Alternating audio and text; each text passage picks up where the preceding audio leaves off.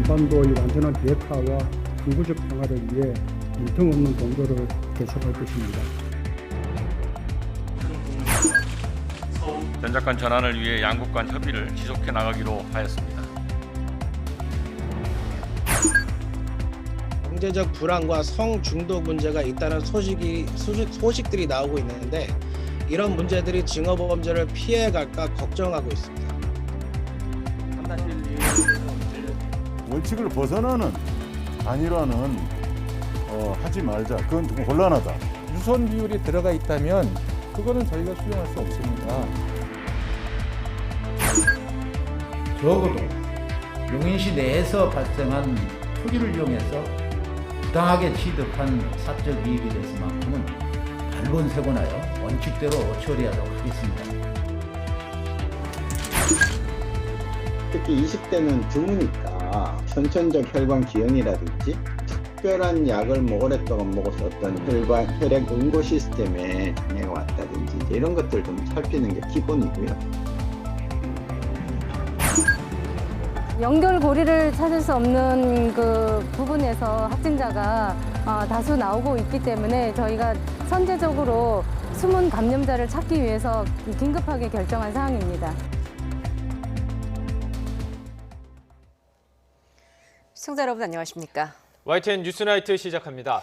문재인 대통령이 미 국무장관과 국방장관을 동시에 접견하고 한미가 공동의 포괄적 대북 전략을 함께 마련해야 한다고 강조했습니다. 아울러 한미일 협력의 중요성을 언급하면서 한일 관계 복원을 위해서 계속 노력하겠다고 의지를 밝혔습니다. 차정윤 기자입니다. 문재인 대통령이 바이든 행정부 출범 후 처음으로 미국의 외교안보 투톱을 만났습니다. 문 대통령은 두 장관이 한국을 우선적으로 찾은 건 한미동맹을 중시하는 바이든 대통령의 강력한 의지를 보여주는 것이라고 평가했습니다. 또 한미 양국이 공동의 포괄적 대북 전략을 마련해 나갈 필요가 있다고 강조했고 미 측도 열린 자세로 소통하겠다고 화답했습니다. 한반도의 완전한 비핵화와 항구적 평화를 위해 빈틈없는 공조를 계속할 것입니다. In the face of today's shifting global dynamics, this alliance is important now more than ever. 문 대통령은 얼어붙은 한일 관계를 복원하겠다는 의지도 밝혔습니다. 한일 관계가 한반도를 넘어 동북아의 평화와 번영에 매우 중요하고 한미일 협력에도 굳건한 토대가 된다는 겁니다. 이에 대해 미 측은 한일 관계의 개선의 중요성에 공감하며 진전을 기대한다고 말했습니다. 이번 접견에서 쿼드나 쿼드 플러스와 관련된 직접적인 논의는 없었다고 청와대는 설명했습니다. 다만 미국은 복잡하게 얽혀있는 미중 관계 속에서 한국과의 긴밀한 소통과 협력을 기대한다는 입장입니다. 미 측은 중국과 관련해선 적대적, 협력적, 경쟁적 관계라는 복잡성이 있다면서 앞으로 한국과 긴밀히 협의해서 도전 과제들을 극복해 나가길 희망했습니다. 관심을 모았던 6월 G7 이전 한미 두 정상의 만남 가능성은 이번 접견에서 구체화되지 않았습니다. 청와대는 한미 간 전략적인 소통 모멘텀을 살려간다면 가까운 시일 안에 한미 정상회담으로 이어질 것으로 기대한다는 원론적인 입장만 밝혔습니다. YTN 차정은입니다. 한미 외교 국방장관이 5년 만에 2+2 회의를 열고 한미동맹과 한반도 정세 등 다양한 현안을 논의했습니다. 양국은 북핵 문제를 동맹의 우선적 관심사로 규정하고 완전히 조율된 전략을 바탕으로 긴밀히 공조하기로 했습니다. 김도원 기자입니다. 5년 만에 열린 한미 외교 국방 2+2 장관 회의에선 한미동맹의 중요성을 거듭 확인했습니다. 한미동맹은 자유와 민주주의 가치를 공유하는 한반도와 인도태평양 안보의 핵심 축이라고 규정했습니다. 북핵 문제는 동맹의 우선 관심사로 해결을 위해 함께 대처한다는 데 방점을 찍었습니다. 미국의 대북 정책 검토 과정은 물론 이행 과정에서도 완전히 조율된 전략을 바탕으로 긴밀히 공조해 나가기로 했습니다. 북핵 문제 해결을 위한 UN 안보리 결의의 완전한 이행도 강조했습니다. 하지만 구체적인 대북 정책 방향에 관해 블링컨 미 국무장관은 몇 주 안에 마련된다며 말을 아꼈습니다. President Biden plans to complete a North Korea policy review in the weeks ahead in close coordination and consultation with the Republic of Korea, with Japan, with other key partners, including reviewing pressure options and the potential for future diplomacy. 우리 정부가 추진하는 싱가포르 합의 계승이나 최선희 북한 외무성 제1부상의 담화에 대한 평가도 즉답을 피했습니다. 정의용 외교장관은 북한의 의도에 대해 논의가 있었으며 계속 공조하기로 했다고 말했습니다. 한편 블링컨 장관은 북한에 대해 독재 정권이라며 전날에 이어 직설적 비판을 이어갔습니다. The people of North Korea who continue to suffer widespread and systematic abuses at the hands of their repressive government. 양국은 동북아 안보를 위한 한미일 3국 협력의 중요성에 공감하고 역사 문제와 별개로 미래지향적 협력을 이어가기로 했습니다. 또 지난해부터 추진했던 한미 외교당국 간 국장급 협의체를 분기마다 한 번씩 정례화하는 데 합의했습니다. YTN 김도원입니다. 미국 측은 어제에 이어 오늘 2+2 회의에서도 중국에 대한 비판과 견제를 이어갔습니다. 그러면서도 중국이 북한의 비핵화에 제 역할을 할 것을 촉구하면서 북핵 문제에서는 협력 의지도 밝혔습니다. 보도에 이승윤 기자입니다. 한미 외교국방 2+2 장관회의 공동 성명에선 중국에 대한 직접적인 언급은 없었지만 규범에 기초한 국제 질서를 훼손하고 불안정하게 하는 모든 행위에 반대한다며 중국을 간접적으로 비판했습니다. 하지만 블링컨 미 국무장관과 오스틴 미 국방장관은 이어진 기자회견에서 거듭 중국에 대한 견제구를 던졌습니다.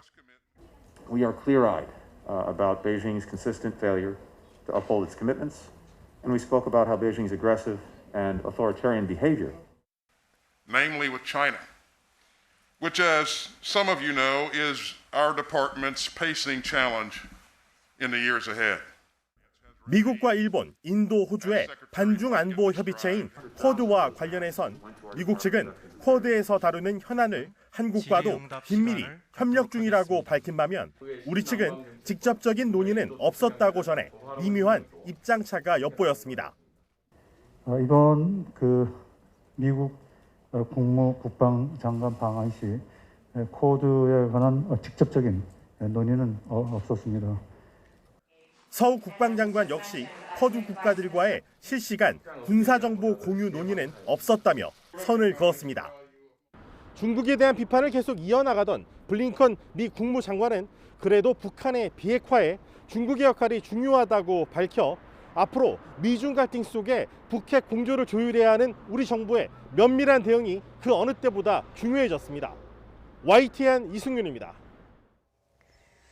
그동안 전시작전권 전환 시기와 관련한 논란이 계속됐는데요. 오스틴 미 국방장관은 이번 회담에서 전환 조건이 충족되려면 아직 멀었다고 밝혔습니다. 서욱 국방장관은 계속 협의하겠다는 입장을 밝혔지만 내년 봄을 목표로 추진됐던 전작권 전환 일정은 사실상 불가능해진 것으로 보입니다. 김문경 기자가 보도합니다. 오스틴 미 국방장관은 한미동맹과 강력한 연합방위태세에 대한 한미 간 이견은 전혀 없다고 잘라 말했습니다. 그러면서 피로 맺어진 한미동맹은 그 어느 때보다 중요하고 최우선 순위는 군사 대비태세 유지라고 강조했습니다. 하지만 전시작전권 전환은 시간이 좀 걸릴 것이라고 덧붙였습니다. Our force remains ready to fight tonight, and we continue to make progress toward the eventual transition of wartime operational control to an ROK-commanded Future Combined Forces Command. 코로나19로 전환 훈련이 계속 미뤄지고 있는 상황을 의식한 발언으로 풀이됩니다. 서욱 장관은 이에 대해 협의를 지속하겠다는 원론적 입장을 밝혔습니다. 양국 간 공동의 노력을 통해 전작권 전환 조건 충족에 상당한 진전이 있었음을 평가하고 전작권 전환을 위해 양국 간 협의를 지속해 나가기로 하였습니다.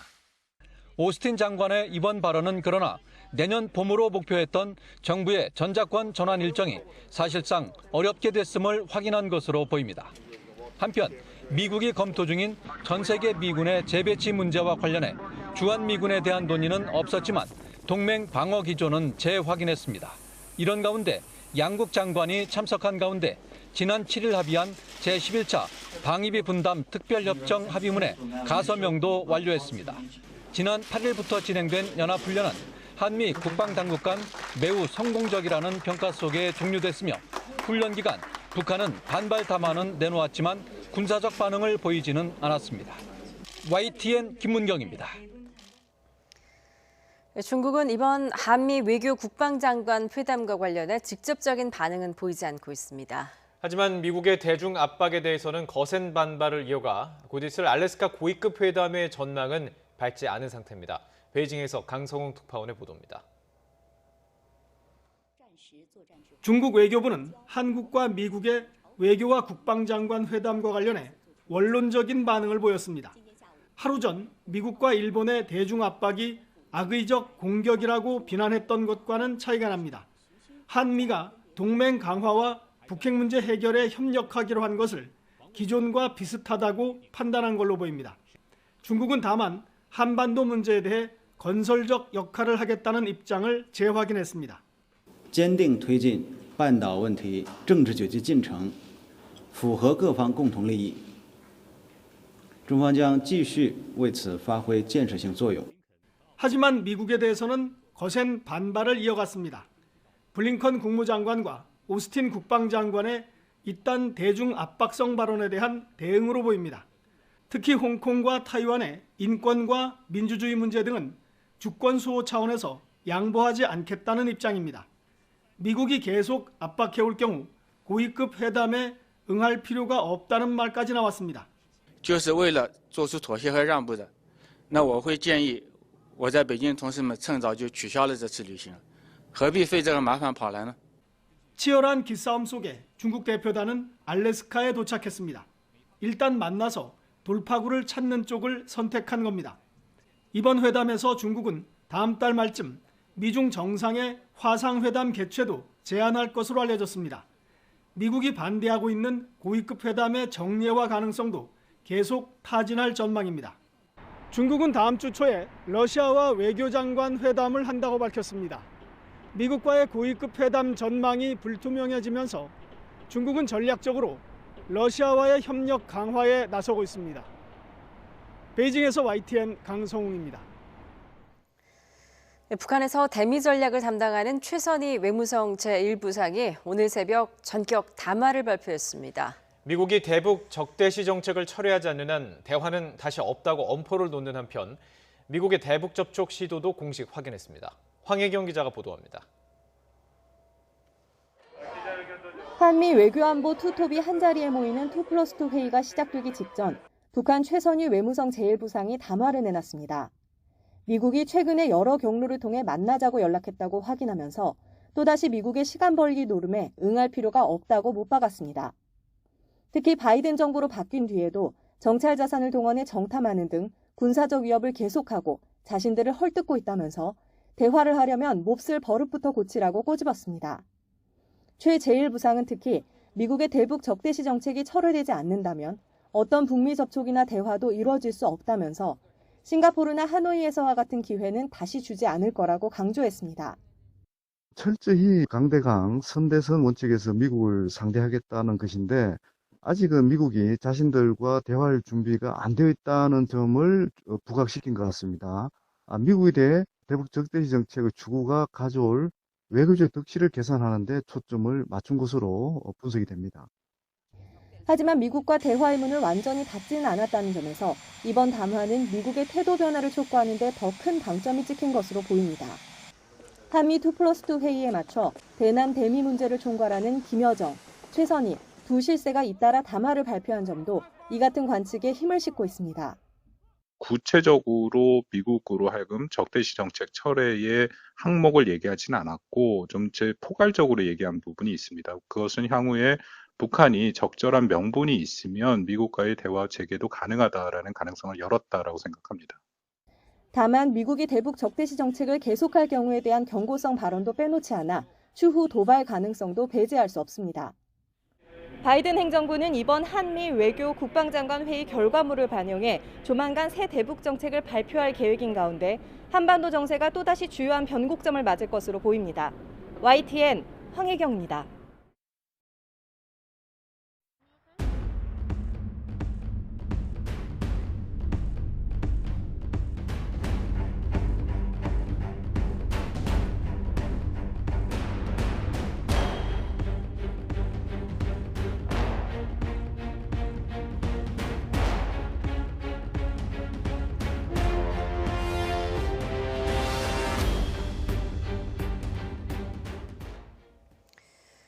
한국계 여성 4명이 숨진 미국 애틀랜타 총격 사건 당시에 9.11 신고 전화 녹취가 공개됐습니다.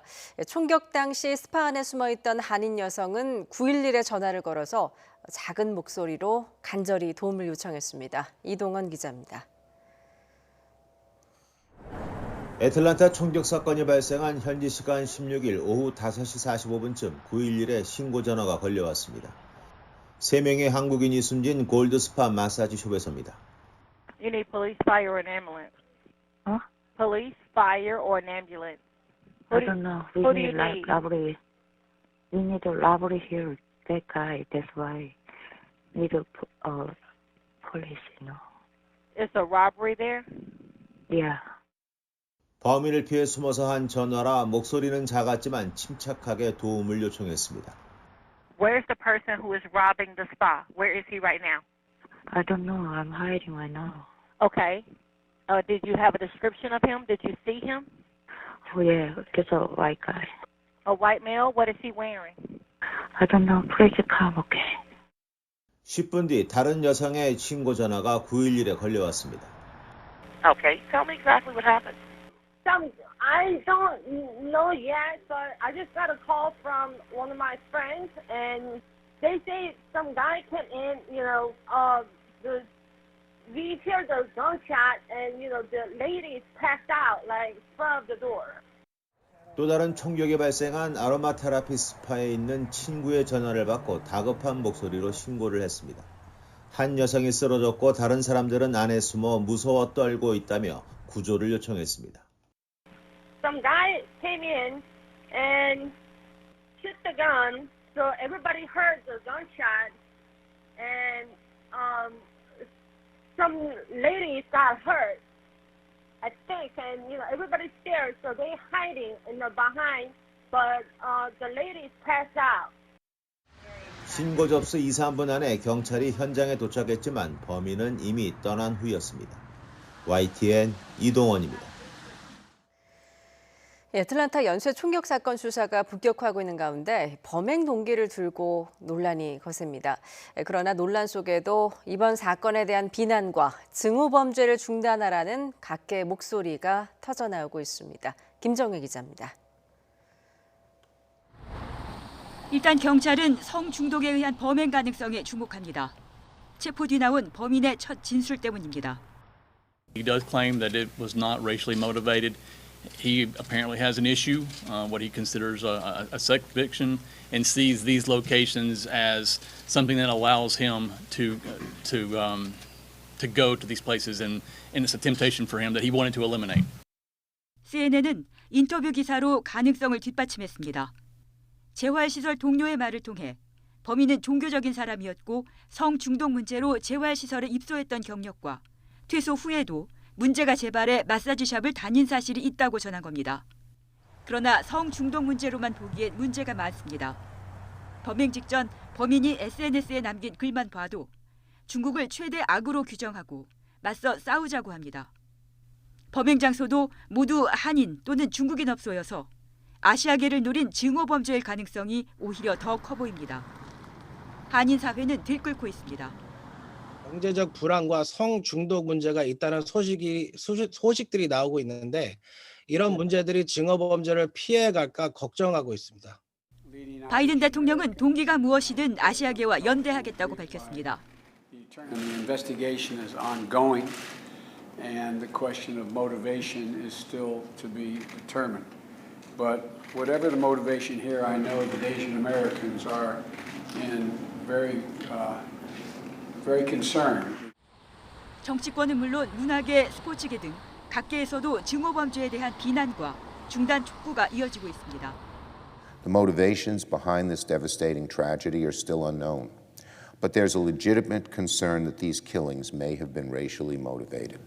We cannot lose for a moment our vigilance against these forces of hate, intolerance, bigotry, and discrimination.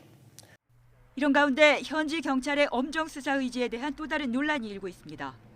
초동 수사 결과 발표 당시 범인을 두둔하는 듯한 말이 나왔기 때문입니다. And he was pretty much fed up and kind of at the end of his rope, and yesterday was a really bad day for him, and this is what he did. 사건의 본질을 흐린 언동이며 희생자에 대한 또 다른 가해라는 비난이 쏟아지면서 사건 수사가 제대로 되겠냐는 우려도 나옵니다. YTN 김정희입니다. 미국의 한국계 연방 하원 의원들도 애틀란타 총격 사건에서 경찰의 초동 수사 결과를 비판하며 이번 사건을 증오범죄로 다룰 것을 촉구했습니다. 메릴린 스트리클런드 하원 의원은 의회 발언을 통해 애틀란타에서 발생한 비극적인 총격 사건으로 8명이 사망했으며 이 가운데 6명은 아시아 여성이라며 이것은 총기 폭력이고 여성에 대한 폭력이라고 강조했습니다. 그러면서 우리는 인종적 동기에 의한 아시아 태평양계에 대한 폭력이 급증하는 것을 목격하고 있다며 이 사건의 동기를 경제적 불안이나 성 중독으로 변명하거나 다시 이름을 붙이는 것을 멈춰야 한다고 비판했습니다.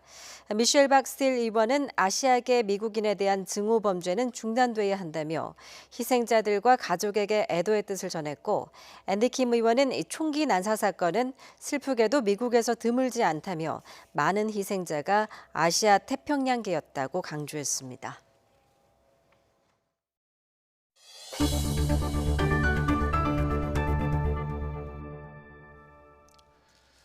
사.7 재보궐선거 후보 등록이 오늘 시작됐지만 후보 등록 전에 단일화를 하려고 했던 야권 서울시장 후보 협상은 무산됐습니다. 결국 투표용지에는 오세훈, 안철수 두 후보의 이름이 모두 적히게 됐습니다. 우철희 기자입니다. 마라톤 협상도 모자라 계속되는 제안의 역제안까지. 하지만 끝내 빈손이었습니다. 후보 등록 당일에도 야권 서울시장 단일 후보를 뽑는 여론조사 방식에 대한 이견을 좁히지 못한 겁니다. 약속을 지켜야 되지만 서두르면서 그 조사 원칙이나 거기에 원칙을 벗어나는 단일화는 하지 말자. 그건 좀 곤란하다. 최대 쟁점은 유선 전화를 여론조사에 반영하느냐 마냐인데 오세훈, 안철수 그 어느 쪽도 양보하지 않았습니다. 경쟁력과 적합도 조사를 각각 다른 여론조사 기관에 하나씩 맡기자는 이야기였거든요. 거기에도 유선 비율이 들어가 있다면 그거는 저희가 수용할 수 없습니다. 결국 여론조사는 시작조차 못한 채 이제 양측은 각각 서울시장 후보로 등록해야 하는 상황이 됐습니다. 이렇게 되면 투표 용지에는 두 후보의 이름이 모두 적히게 됩니다.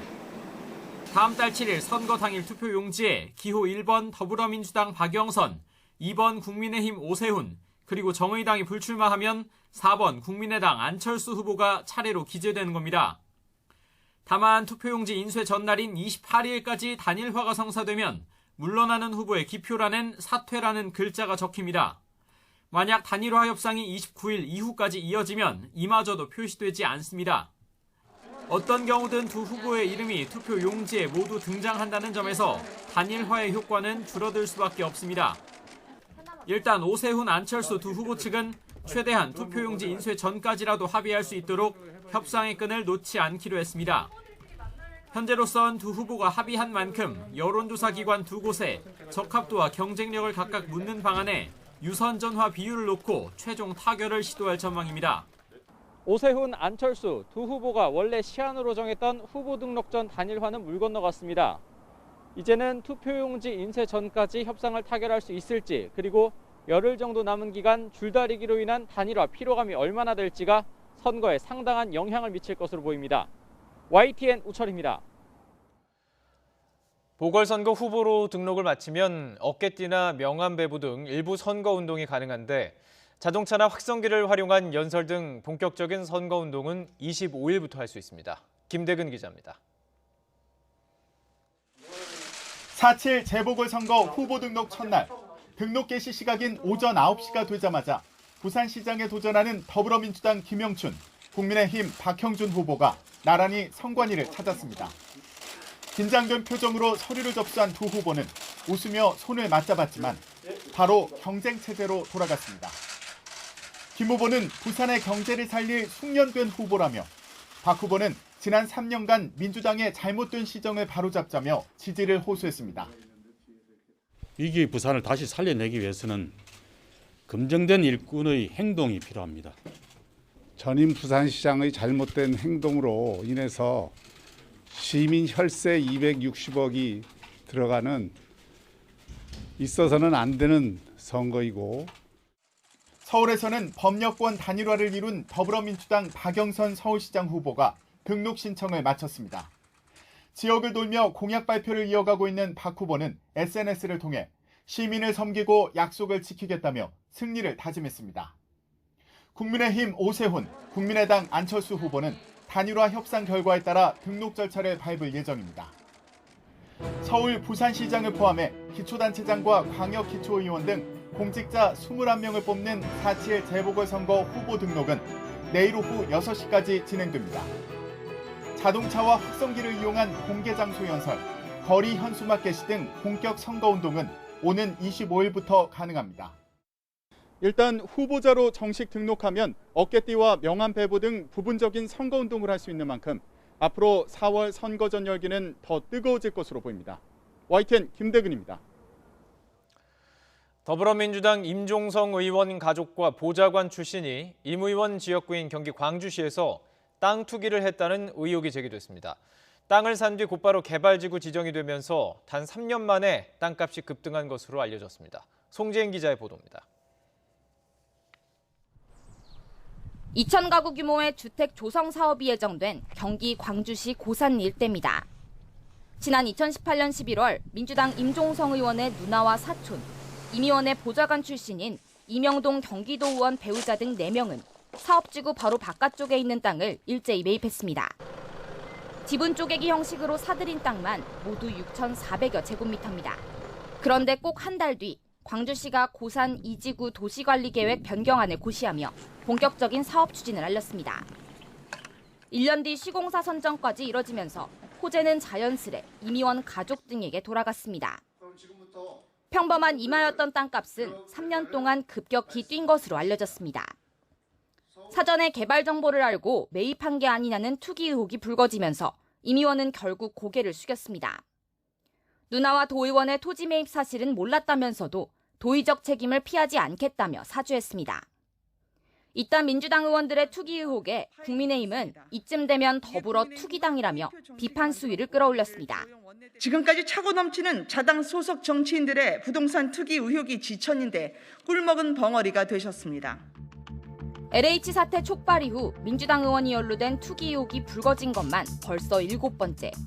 4월 보궐선거를 앞두고 LH발 민심 악화가 좀처럼 잦아들지 않는 가운데 민주당으로서는 곤혹스러운 상황이 이어지고 있습니다. YTN 송재인입니다. 더불어민주당 최인호 중앙선대위 수석 대변인은 서면 브리핑에서 국민의힘 박형준 부산시장 후보에게 LCT 분양권을 누구한테 구입했는지 소상히 밝히라고 요구했습니다. 최 대변인은 LCT 첫 분양자가 누구길래 시세보다 훨씬 못 미치게 팔아서 막대한 이익을 줬는지 시민들은 궁금해한다면서 해명대로 정상적인 매매였다면 누구로부터 분양권을 샀는지 명확한 경위를 밝히면 될 것이라고 말했습니다. 경기 용인시 공무원 6명이 반도체 클러스터 사업지구 내에서 토지를 취득한 것으로 조사됐습니다. 용인시는 이 가운데 투기 의혹이 있는 3명에 대해 수사 의뢰를 하겠다고 밝혔지만 가족이나 차명 투기는 훨씬 많을 것이라는 의구심이 나오고 있습니다. 이기정 기자입니다. 그동안 소문만 무성했던 경기도 용인 반도체 클러스터 공무원 투기 의혹이 수면 위로 떠올랐습니다. 용인 반도체 클러스터는 처인구 원산면 일대에 12조 7,900억 원을 들여 차세대 메모리 생산기지를 구축하는 사업으로 SK하이닉스가 약 122조 원을 투자할 것으로 알려졌습니다. 이러한 계획에 따라 이미 3년 전부터 땅값이 급등하고 토지 이용 계획 등이 담긴 도면이 시중에 나돌면서 정보를 활용한 투기 의혹이 널리 제기된 상태. 백군기 용인시장은 시청과 용인도시공사 직원 4,817명에 대한 토지 거래 현황을 자체 조사한 결과 6명의 명단을 발견하고 3명을 수사 의뢰하겠다고 밝혔습니다. 그러나 나머지 3명의 경우 해당 사업부서에서 근무한 이력이 있거나 토지 취득 경위가 분명하지 않는 등의 의혹이 있어 수사기관에 의뢰키로 한 것입니다. 이들 3명은 투기는 아니라고 말하면서도 부동산 취득 이유를 명확히 해명하지 못하는 것으로 알려졌습니다. 용인시는 도시정책실과 미래산업추진단 등에 근무했던 35명에 대해서는 직원 본인과 형제 자매까지 범위를 확대해 조사에 들어갈 계획이라고 밝혔습니다. 적어도 용인시 내에서 발생한 토지를 이용해서 부당하게 취득한 사적 이익에 대해서만큼은 발본색원하여 원칙대로 처리하도록 하겠습니다. 그간 투기 의혹을 제기해온 주민들은 시가 밝힌 투기 의심 공무원은 공무원 이름과 토지거래 명세서 이름을 대조한 것이어서 가족이나 차명 투기는 훨씬 많을 것이라는 의심을 거두지 않고 있습니다. 그러면서 용인 씨가 공무원 3명에 대해서만 수사 의뢰하겠다는 것은 전형적인 꼬리 자르기라며 반발하고 있습니다. YTN 이기정입니다. 최근 몇 년 사이 부동산 가격이 급등한 세종시에서 광범위한 부동산 투기 의혹이 불거졌는데요. 세종시는 조사 결과 자진 신고를 제외하고는 토지를 거래한 공무원은 없었다고 밝혔지만 의혹은 가시질 않고 있습니다. 이성우 기자입니다. 스마트 국가산업단지 조성이 예정된 세종시 연서면 일대입니다. 마을 곳곳에 조립식 패널로 지은 건물이 다닥다닥 모여 있습니다. 이게 다 외지 사람들이 산 거야. 우리 80만 원씩 막 100만 원씩 이렇게 주고 사는 거예요. 갑자기 여기 땅 사고 그냥 집을 한 해에 저 다진 거야, 한 해에. 부동산 투기 의혹이 불거지자 세종시는 지난 11일부터 특별조사단을 가동했습니다. 조사 대상은 산단 지정 검토가 시작된 2017년 6월 말부터 산단이 확정된 2018년 8월 말 사이에 이곳에서 거래된 토지와 건물입니다. 소속 공무원 2,601명 전원과 산단 업무 관련자의 직계 좀비속 102명을 합쳐 2,703명을 조사한 결과 자진 신고를 제외한 산단 내 부동산 거래는 추가로 확인되지 않았다고 세종시는 밝혔습니다. 세종시는 앞서 산단 내 토지를 거래했다고 자진 신고한 시 소속 공무원 1명과 배우자인 시 소속 공무원 1명, 그리고 이들과 친인척 관계인 시 소속 공무원 1명 등 공무원 3명을 지난 13일 세종경찰청에 수사 의뢰했습니다. 이들은 스마트 국가산단 업무 추진 부서에서 일한 적이 없고 관련 업무를 한 적도 없는 것으로 파악됐습니다. 수사 의뢰한 이유는 내부 정보를 활용해서 해당 토지를 매입했는지 여부에 대해서는 수사권을 통한 확인이 필요했기 때문입니다. 이와 함께 세종시는 이른바 벌집으로 불리는 산단 일대 조립식 건물 28동에 대해서는 경찰에 수사를 의뢰할 예정입니다. 하지만 이번 세종시 조사는 자체 검증인데다 시 소속 직원과 가족으로 국한돼 한계가 있다는 비판이 일고 있습니다. 이에 따라 정부 합동 조사를 통해 더 광범위한 투기 의혹을 밝혀내야 한다는 목소리가 커지고 있습니다. YTN 이성우입니다. 땅 투기 의혹을 수사하고 있는 경찰이 정치권에서 거론되는 LH 특검에 대해 수사에 한계가 있다고 깎아내렸습니다. 경찰은 국토부와 LH 본사 등에서 압수수색한 증거물 분석에 주력하고 있는데 이르면 이번 주 관련자들을 소환 조사할 것으로 보입니다. 홍민기 기자입니다. LH 투기 의혹 수사를 맡은 경찰이 이른바 작심 발언을 내놨습니다. 지난 16일 정치권에서 합의한 LH 특검에 부정적 입장을 내비친 겁니다. 남구준 국가수사본부장은 기자들과 만나 과거 사례로 볼 때 특검의 인력으로는 수사에 한계가 있을 것으로 판단한다고 말했습니다. 반면 경찰 국가수사본부는 3만 명이 넘는 전국 최대 수사기관이기 때문에 이번 의혹을 효율적으로 수사할 수 있을 거라고 덧붙였습니다. 이어 광명시흥 등 LH 투기 의혹 수사의 핵심을 맡은 경기 남부경찰청을 방문해 LH 투기 의혹을 규명하겠다고 거듭 강조했습니다. 국가수사본부는 제기된 의혹에 대해서 명확하게 규명해 나가겠습니다. 그리고 불법 행위에 대해서는 지위 고하를 막론하고 엄정 처벌하겠습니다. 저희들 자신 있습니다. 믿고 지켜봐 주시기 바랍니다. 앞서 국토교통부 등 6곳 압수수색에 나선 경기 남부청은 압수물 분석에 더욱 속도를 내고 있습니다. 신도시 개발 계획 자료를 작성한 직원부터 윗선으로 거슬러 올라가며 내부 정보를 이용한 투기가 있었는지 파악하는 것으로 전해졌습니다. 많이 자료를 확보를 하려고 노력했습니다. 네. 좀 시간이 늦으신 이유가 있어요? 아무래도 자료가 많다 보니까 알겠죠. 이와 함께 자택을 압수수색한 전 LH 전북본부 직원 A씨에 대해서도 전북 원정 투기의 핵심 인물인지 들여다보고 있습니다. 과천 주암 보상 대상 주민들과 대규모 투자에 나선 강모 씨 등 LH 직원 13명은 압수물 분석을 마치는 대로 이르면 이번 주부터 불러 조사할 계획입니다. 인천 부천 지역 투기 의혹을 수사하는 인천경찰청도 계양 신도시 토지 거래자 가운데 농지법 위반 혐의를 받는 일부를 정식 입건하는 등 본격적인 수사에 나섰습니다. 2015년 이후 토지를 거래한 LH 직원과 인천시 공무원, 시의원 등 560명을 추려 내용을 분석하고 있어 추가 입건자는 계속 늘어날 것으로 보입니다. YTN 홍민기입니다.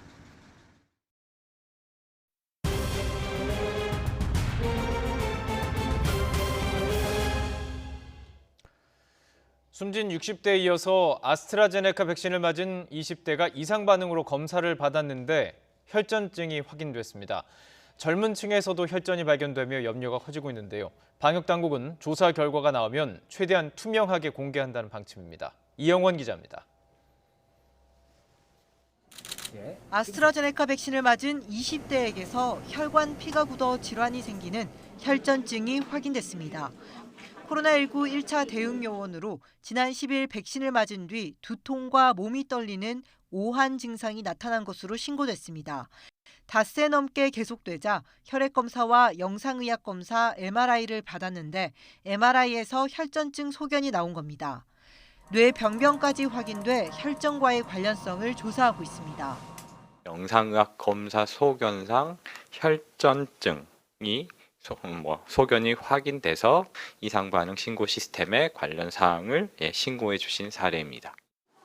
장소와 시간, 백신 종류까지 모두 같은 상황에서 다른 접종자는 이상 반응이 확인되지 않았습니다. 백신과 혈전 인과성이 떨어질 가능성에 무게가 실리는 이유입니다. 다만 앞서 사망 신고 사례 가운데 혈전이 확인된 요양병원 환자처럼 60대 고령이 아닌 만큼 기저질환 여부 등 철저한 조사가 필요하다는 지적입니다. 특히 20대는 드무니까 선천적 혈관 기형이라든지 특별한 약을 오랫동안 먹어서 어떤 혈액 응고 시스템에 장애가 왔다든지 이제 이런 것들을 좀 살피는 게 기본이고요. 혈전 사례가 잇따르는 가운데 당장 다음 주부터 시작되는 만 65살 이상 고령층 접종도 부담입니다. 또 다른 파고도 예상하고 있습니다. 접종 후에 백신과는 인과관계가 없는 사망 사례를 다음 주 이후부터 우리가 또다시 접하게 될 가능성도 배제할 수는 없습니다. 정부는 과학적 근거를 바탕으로 정보를 투명하게 공개해 백신 불신을 최소화한다는 방침입니다. YTN 이영훈입니다. 강원도 속초에서는 어린이집과 줌바 댄스 학원 등을 연결고리로 하루 사이 코로나19 확진자가 20명이 넘게 급증했습니다. 송세혁 기자입니다. 속초 공영주차장에 설치된 임시 선별진료소입니다. 오전부터 코로나19 검사를 받으려는 사람이 몰리면서 수백 미터나 되는 긴 줄이 생겼습니다. 하루 20명 넘게 확진되는 등 확산세가 심상치 않자 일주일 동안 모든 시민을 대상으로 검사에 나선 겁니다. 확진자와 접촉하거나 동선이 겹치지 않았더라도 누구나 무료로 검사받을 수 있습니다. 연결고리를 찾을 수 없는 그 부분에서 확진자가 다수 나오고 있기 때문에 저희가 선제적으로 숨은 감염자를 찾기 위해서 긴급하게 결정한 사항입니다. 속초에서는 지난 12일부터 자세교정 운동시설을 고리로 여러 집단에서 N차 감염이 확산하고 있습니다. 특히 어린이집에서 교사와 원생 등이 무더기로 확진됐고 줌바 댄스 학원 관련 확진자도 빠르게 늘고 있습니다. 학부모가 확진되는 등 연쇄 감염 여파로 초중고등학교 5곳은 임시 휴업에 들어갔습니다. 지금 이제 학부모들 민원 전화도 많이 오고 불안해서 저희가 학교장에게 권한을 드렸어요. 휴업을 하든지 원격 수업으로 전환을 하든지. 인근 고성군에서도 속초 확진자와 접촉한 주민이 확진되자 지역 감염 차단에 비상입니다. 속초시는 전수검사 결과에 따라 사회적 거리 두기를 1.5단계에서 한 단계 올릴지를 결정하기로 했습니다.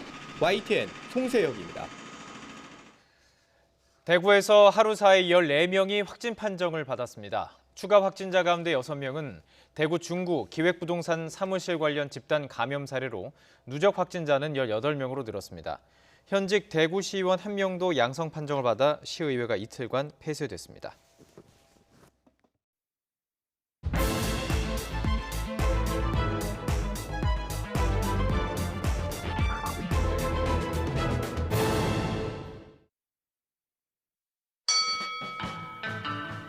제가 열린 마음으로 논의를 하자고 말씀을 드렸습니다. 국민의힘으로 협해서 가장 당선 가능성이 있는 후보를 갖다 만들어내는 것인데 총무예요. 더 이상 할 말이 없어서. 그 양반은 정신적으로 자기가 유일한 야당 단일 후보라고 하는 생각을 하고 있는 거라고. 그거는 또 제가 정치 상식으로 봐서 그건 또 제 말도 안 되는 소리고. 야권 지지자분들의 마음이 상처를 입으실까 좀 걱정이 됩니다. 김종인 위원장과 제가 생각이 같다고 봅니다. 그 목표 지점은 같다고 봅니다. 그 사람은 국민의당 후보로 나오겠다는 거고, 그 우리 당의 후보가 확정이 된 다음에 그 다음에 단일화라는 것이 이루어질 수 있는 것이지, 그 전에 무슨 단일화를 갖다 할 수가 없어요. 지금 제1야당은 안철수와 싸우는 것 같습니다. 토론도 제대로 할 수 없는 사람이 저는 서울시장 후보가 될 것 같다고 지금 때를 쓰는 것 같은 그런 인상을 주고 있어요. 이건 후보 뒤에 상황이 있는 것은 아닌가. 그 김종인 위원장님의 사모님이 제 아내와 이름이 같습니다. 혹시 그분과 착각해서 그러신 것 아닌가? 그 말을 한 사람이 자기 당의 위원장을 디스한 거 아닌가? 그 사람은 내가 보기엔 좀 정신이 좀 이상한 사람 같아.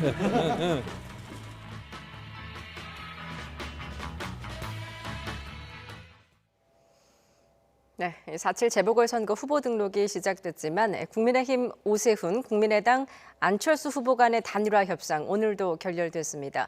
이로써 후보 등록일 전 단일화는 사실상 물 건너간 셈인데 두 후보는 투표 용지 인쇄일인 오는 29일 전까지 계속 협상을 이어간다는 방침입니다. 나이트 포커스 오늘은 박창원 장한대 교수, 김병민 국민의힘 비상대책위원과 함께하겠습니다. 안녕하세요. 안녕하세요. 예, 국민의힘 오세훈 후보, 국민의당 안철수 후보, 사실 후보 등록 마감일인 19일 전까지 단일화를 하겠다라고 약속을 했었는데 결국 무산됐습니다. 그 과정에 대해서 어떻게 평가하십니까? 뭐 혹시나 했는데 역시나였습니다. 이제까지 역대 단일화가 항상 우여곡절을 겪었고 이번에도 우여곡절을 겪을 거다 그랬는데 사실 오늘 잠깐 낮에 이제 안철수 후보 측에서 전격적으로 수정안을 갖다 수용하겠다. 그래서 진짜 혹시나 했어요. 정말로 이런 일이 있을 수 있구나 그랬는데 15분도 안 돼가지고 또 결렬 소식이 나왔습니다. 그래서 좀 역시나 약속했던 19일 못 지키는 거는 뭐 이젠 기정사실인 거고. 네. 그동안에 이제 이 단일화 과정에서 아까도 지금 영상에 뭐 5라운드까지 이렇게 해서 나왔는데 감정이 쌓였거든요. 이 감정에 앙금이 남아서 실제로 나중에 단일화가 성사된다 하더라도 이것의 뭐 효과라든지 또는 과거에도 단일화되고 난 다음에 뭐 예를 들어 취소한다거나 또는 단일화하고 난 다음에 그냥 나 모르겠다 그러고 외국으로 나가버린 사례가 있었기 때문에 혹시라도 이번에 그런 감정의 앙금이 뒤끝으로 이어지지 않을까 이런 우려까지도 나오고 있다라고 평가하고 싶습니다. 예, 국민들도 지금 단일화 과정을 지켜보고 있었을 텐데 좀 대승적으로 판단을 해서 좀 아름다운 단일화를 이뤘으면 얼마나 좋았을까라는 좀 아쉬움이 드는데요. 어떻게 보세요? 그런 아름다운 단일화를 위해서 많은 노력들을 하고 있었다고 생각합니다. 특히 오세훈 후보, 안철수 후보 두 후보 같은 경우는 손을 맞잡고 기간도 정해놓고 이때까지는 단일화를 하기 위해서 노력하자고 얘기를 했지만 마지막 순간까지 그 협상의 미세적인 조정에 대한 합의를 이루지는 못했던 상황으로 봅니다. 특히 이 후보 등록이 이루어지는 과정에 대한 시기가 점점 다가오면 다가올수록 여론조사를 위해서 최소 하루에서 하루 반 정도의 시간이 필요하기 때문에 여기에 대해서 시간의 촉박함 속에서 이 실무적인 협상들이 더 난항을 겪기도 했는데 일단은 1차적으로 정했던 시한은 넘겼을지 모르겠지만 아직까지 남아있는 두 번의 관문들이 더 있습니다. 그래서 최종적으로 가장 야권에 대한 지지자들이 바라보기에 신속하게 후보 등록 전에 끝냈으면 좋겠다라고 생각하는 지점에 도달하지는 못했지만 앞으로 남아있는 기간 동안 충분히 단일화를 위한 시간들은 남아있기 때문에 지금도 협상을 위한 양 후보 진영의 의지들은 확고하다 이렇게 말씀드릴 수 있을 것 같습니다. 예, 만약에 오늘 협상에 타결이 됐더라면 투표용지에 이제 한 명이 올라가는 거였는데 지금 이렇게 협상이 결렬되면서 사실 두 명의 이름이 투표용지에 다 인쇄가 되는 거잖아요. 최악의 경우에는 협상이 완전히 결렬됐을 경우는 이렇게 투표용지에 보는 것처럼 모든 후보들의 이름이 들어가게 됩니다. 네. 하지만 29일 전까지 단일화가 최종적으로 이뤄지게 되면 여기에서 사퇴하게 됐던 후보 한 명의 이름에는 보이는 것처럼 사퇴 표기가 되기 때문에 네. 투표용지를 들고 들어가게 되는 유권자 입장에서는 충분하게 본인의 표가 사표가 되는 것을 방지하기 위한 최소한의 장치들은 나타나는 것이기 때문에 이러한 부분들을 좀 막을 수 있다라는 말씀 드릴 수 있고요. 예. 이게 지금 28일 전까지는 만약에 단일화가 이루어져서 한 명의 후보가 사퇴할 경우입니다. 하지만 이보다 최소한도로 한 3일 정도는 더 앞당길 필요가 있는데요. 예. 25일부터는 본격적인 각 진영 후보 간의 선거 운동이 시작됩니다. 선거 운동이 시작되고 나면 그때 뒤로 다시 물러나기가 쉽지는 않은 형국이라 지금 보고 있는 28일보다는 25일 전까지 단일화를 했을 경우에 한해서 아무래도 최종적으로 한 명의 후보가 야권 단일 후보로 결정될 가능성이 높다는 말씀을 드립니다. 예, 저렇게 이제 투표용지에 사퇴라고 표현이 돼 있어도 사실 사표가 발생을 할 수가 있고 그렇기 때문에 단일화 효과가 좀 반감되는 거 아니겠습니까? 그렇죠. 이게 시간이 가면 갈수록 네. 단일화 효과가 반감되는 게 저렇게 사퇴라고 표시가 돼 있어도 거기다가 반발하는 심리가 또 있거든요. 네. 내가 지지하는 후보인데 왜 사퇴해? 내 동의도 받지 않고 이런 이제 반발 심리가 있기 때문에 거기다가 또 기표를 꼭 하시는 분들이 계세요. 예. 근데 지금 우리가 이제 역대 선거에서 그렇지만 특히나 이제 서울 지역 같은 경우에는 박빙 승부가 될 거다. 이런 예측이 많기 때문에 예. 이제 그런 표들이 이제 영향을 미칠 수가 있는 거죠. 또 특히나 지금 이제 28일 전 단일화가 되면 그나마 사퇴라고 써 있으니까 거기다가 기표하실 분들이 이제 좀 적어지겠지만 이제 28일을 넘어가게 되면은 이제 그 사퇴라고 하는 표시도 안 돼 있습니다.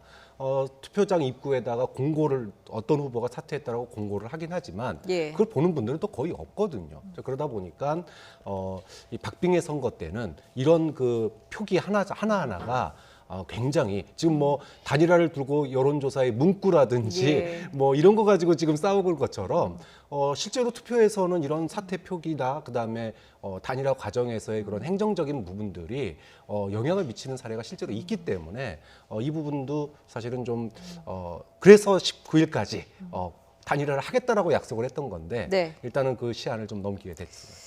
오늘 그 협상을 타결하지 못했던 그 핵심 쟁점은 이제 여론조사 유무선 비율이었습니다. 오세훈 후보 측은 유선 전화 조사가 반드시 필요하다 이런 입장이었고 안철수 후보 측은 이제 100% 무선 전화로 해야 된다라고 주장을 하지 않았습니까? 이게 그만큼 중요한 겁니까? 어떻게 보세요? 일단은 이 대한민국에는 무선 전화를 쓰지 않고 유선 전화만 있는 가구 수의 비중이 상당합니다. 예. 예를 들어서 지금 양 후보 간의 단일화를 통해서 최종적인 후보를 선출하게 되는 과정인데 무선 전화를 사용하지 않고 유선 전화만 사용하는 가구들이 이러한 여론조사에서 배제가 되기 시작한다면 공정하고 객관적인 여론조사를 통해서 후보 선출에 대한 과정들이 배제될 수 있다 이런 우려들이 나타날 수 있고요. 이러한 문제는 2016년도에도 중앙선거 여론조사 공정심의위원회의 연구 용역 조사 결과에서도 100% 휴대전화로 여론조사를 돌리는 것이 바람직하지 않다. 이런 조사 결과도 나타난 적이 있습니다. 예. 최소한의 비중의 유선전화가 여론조사에 반영되는 것이 중요하다는 입장을 얘기한 바 있고요. 우리가 최근에 들어서 언론에서 우리가 보도하는 많은 여론조사를 보게 될 것인데 여기는 100% 무선전화를 두고 있는 경우들도 있지만 훨씬 더 많은 비중은 무선전화의 한 10%에서 20% 사이에 유선전화 비중을 섞어놓은 여론조사 결과들이 최근에 훨씬 더 많이 유권자분들에게 전달됐다는 사실들이 있을 겁니다. 그러니까 이런 측면에서 주장하고 있는 국민의힘의 주장이 있는 것이고요. 안철수 후보 측에서는 줄곧 무선전화 100%로 해왔던 부분들이 있기 때문에 여기 한치의 양보도 없었던 상황으로 봅니다. 일부 내용들 조정 속에서 10% 유선전화 룰 정도로 만약에 합의가 됐다면 아마 국민의힘과 국민의당에서 큰 무리 없이 진행이 됐을 텐데 예. 마지막 순간까지 한치의 양보가 없었던 부분들이 결국 단일화를 결렬시키게 됐던 그런 과정들이 아니었나 이렇게 생각이 됩니다. 예, 교수님께서는 어떻게 보십니까? 안철수 후보 측이 지금 오세훈 후보 측은 유선전화 5% 비율까지도 제안을 했던 모양인데 받지 않았습니다. 그 이유에 대해서 어떻게 분석하십니까? 안철수 후보 측에서는요. 10%는 물론이고 5%도 받기가 어려운 상황입니다. 예. 왜냐하면 이날이 임시 공휴일이에요. 임시공휴일이 아닙니다. 4월 7일 재보궐선거는 다른 선거와 다르게. 그러면 집에 있는 사람들이 투표를 많이 하게 되겠죠. 아무래도 직장에 안 나가시는 분들이니까. 자, 이거를 근거로 해가지고 국민의힘은 유선 전화가 포함되는 게 더 객관적이고 공정하다라고 얘기를 하지만, 그럼 거기 집에 있는 분들 중에 사실은 고령층이 많습니다. 예. 자, 그러면 이 고령층들이 지금 안철수 후보에 대해서 어떻게 생각하고 있느냐라고 하는 걸 보면 오세훈 후보 쪽에 조금 더 가깝지 않느냐라고 바라보는 시각이 더 많아요. 자, 그렇게 보면 지금 뭐 사실은 오세훈 후보 측에서는 명분은 여러 가지 되고 있지만 내심 이미 이제 승기를 잡았다라고 보고 있거든요. 여론조사를 몇 번 돌렸을 겁니다. 그리고 네. 어느 정도 우위를 좀 확보하고 있을 텐데 이 우위를 갖다가 쐐기를 받기 위해서 사실은 유선을 넣은 거거든요. 10% 아니라 5%라도 넣더라도 이 정도면 뭐랄까 안심, 좀 든든하겠다. 이런 생각을 내심 하고 있는 거고, 안철수 후보 측에서는 초반에 우세하던 것들이 지금 속절없이 무너지고 있는 상황이에요. 자칫하면은 진짜로 역전될 수도 있는 상황입니다. 그런데 이 5%라도 유선이 들어가게 될 경우에 지금 국민의힘 지지층의 결집도가 점점 강해지고 있는 상황에서 예. 과연 이제 어떻게 보면은 진짜로 역전을 진짜 손쉽게 허용해버리는 그러한 승부처가 될 수도 있기 때문에 이런 변수를 갖다 허용하고 싶지 않는 거죠. 그런 측면에서 보면 명분도 있어요. 과거에 대선 대통령 후보 단일화 과정을 보면 이런 100% 여론조사를 한 경우가 거의 대부분이었기 때문에 예. 그런 측면에서 이 부분은 단순한 뭐 명분 싸움이 아니라 치열한 이거 하나로 승리가 엇갈릴 수도 있는 그런 부분이기 때문에 양보가 쉽지 않은 상황인 것 같아요. 그렇군요. 이 두 후보 측은 이제 여론조사 문구를 두고도 팽팽한 기싸움을 벌였는데 바로 적합도 조사냐 경쟁력 조사냐 뭐 이런 부분입니다. 앞서 오세훈 후보가 이 수정 제안한 여론조사 방식을 안철수 후보가 전격 수용하겠다 이렇게 밝히면서 단일화 협상의 불씨가 되살아나는 게 아니냐라는 기대감도 있었는데요. 어떤 방식이었는지 오세훈 서울시장의 후보 발언 직접 듣고 오시죠. 여론조사 업체가 두 군데인데 한 군데에서는 적합도 경쟁력을 묻고 한 군데에서는 경쟁력 적합도를 물어서 합치자는 게 어젯밤에 새로 나온 제안이었고요. 예, 오늘 오전에 협상이 결렬이 됐고 결렬이 되고 나서 한 15분 정도 있었을 때일까요? 안철수 후보 측이 전격 수용을 하겠다 이렇게 하면서 이거 단일화가 되는 거 아니냐라고 또 생각을 했었습니다. 그렇지만 또 불발됐거든요. 그 이유, 배경이 뭡니까? 결과적으로 유무선 비중이 우리가 지금 얘기하고 있는 것처럼 단일화 협상의 핵심적인 포인트였습니다. 네. 근데 이 내용에 대해서 수용의 의사가 없음에도 불구하고 전격적으로 수용하겠다, 통큰 양보를 하는 것 같은 언론의 보여주기식 안철수 대표의 양보 측면에 대한 언론 플레이가 아니었는가 이렇게 생각하는 측면들이 있는 것 같고요. 최종적으로 그럼에도 불구하고 협상의 시한은 넘겼지만 여전히 협상은 계속될 수 있는 과정이기 때문에 안철수 후보 측과 오세훈 후보 측 간의 이런 세부적인 물밑 조정들은 충분하게 이루어질 수 있는 내용이라고 봅니다. 조금 전에 이제 박창환 교수님께서는 이 내용들을 둘러싸고 서로 간의 유불리 때문에 한치의 물러섬이 없을 거다라고 얘기를 하셨지만 그럼에도 불구하고 여전히 오세훈 후보, 안철수 후보는 야권 단일화가 꼭 필요하다고 하는 지지층의 의견에서 같이 화답하기 위한 노력들, 그 끈을 놓지는 않고 있는 상황이거든요. 예. 이게 오세훈 후보가 바라보기에는 하나도 양보하지 않는 것이 아니냐 이런 얘기들 합니다만 그동안 토론에 대한 횟수 속에서도 최소한 여론조사가 들어가기 전에 2회 이상의 토론을 해야 된다라고 주장했던 국민의힘 입장에서는 토론도 안철수 후보가 원하는 방식으로 양보를 했고 2011년도 박원순 당시 후보와 그리고 박영선 후보 간의 단일화 과정 속에서도 100% 여론조사를 돌렸던 것이 아니라 선거인단 투표 등 다양한 방식들이 있었는데 이런 측면에서도 국민의힘은 많은 부분들을 내려놓고 100% 여론조사 등 안철수 후보가 원하는 많은 방식들을 거의 모두를 수용했습니다. 근데 마지막 유무선 비율에서의 이 무선전화, 유선전화 10% 비율마저도 한치 양보가 없는 안철수 후보 측의 입장을 보면서 국민의힘 협상단도 굉장히 힘들어하는 모습들을 옆에서 지켜볼 수 있었는데 이러한 내용들을 마지막 순간까지 지지자들이 바라봤을 때 어느 정도 순간에서 서로 조정하는 것이 상식적이고 합리적인 것인가 그런 부분들에 대해서 생각하는 시간들을 하루 이틀 정도는 더 갖게 되지 않을까 저는 이런 생각을 갖고 있습니다. 예, 안철수 후보 측은 이제 오 후보 측의 제안을 그러니까 무선전화 100%를 전제로 한 수정안이라고 생각했던 모양입니다. 그래서 이제 불발이 됐는데 교수님께서는 이제 아무래도 이제 김병민 의원께서 국민의힘 비상대책위원이다 보니까 이제 국민의힘 측에 대변을 해주셨습니다. 반대 좀 이야기를 해주신다면요. 안 후보는 그 과거에 그 문재인 후보와 단일화를 한 적이 있어요. 예. 그러니까 이미 자신은 그 단일화의 경험이 양보의 경험도 있고 그 다음에 이제 그 단일화 여론조사를 통한 단일화를 해봤었기 때문에 단일화 그러면 당연히 100% 여론조사로 이렇게 생각할 수밖에 없는 부분이 있는 거죠. 예. 거기다가 어저께 결국 이것 때문에 합의가 틀어졌는데 수정제의다 이러니까 오해를 한 것 같아요. 근데 이 오해가 정말 말 그대로 정말 그 뭐라 그럴까요? 언론 플레이로 비춰버리는 그게 이제 이게 그래서 다시 만났는데 예. 되겠다 그래서 다시 만났는데 진짜로 뭐 사실관계 확인하자마자 돌아서서 또 결렬입니다 이렇게 돼버렸잖아요. 좀 그런 측면에 있어서 이게 아까 뭐 제가 절대 단일화가 안 될 거다라고 얘기한 게 아니고요. 그만큼 이 여론조사 실제로 오세훈 후보 측에서는 5%까지 양보를 했었다고 그래요. 예. 그러니까 5%까지 양보를 했음에도 불구하고 안철수 후보 측에서는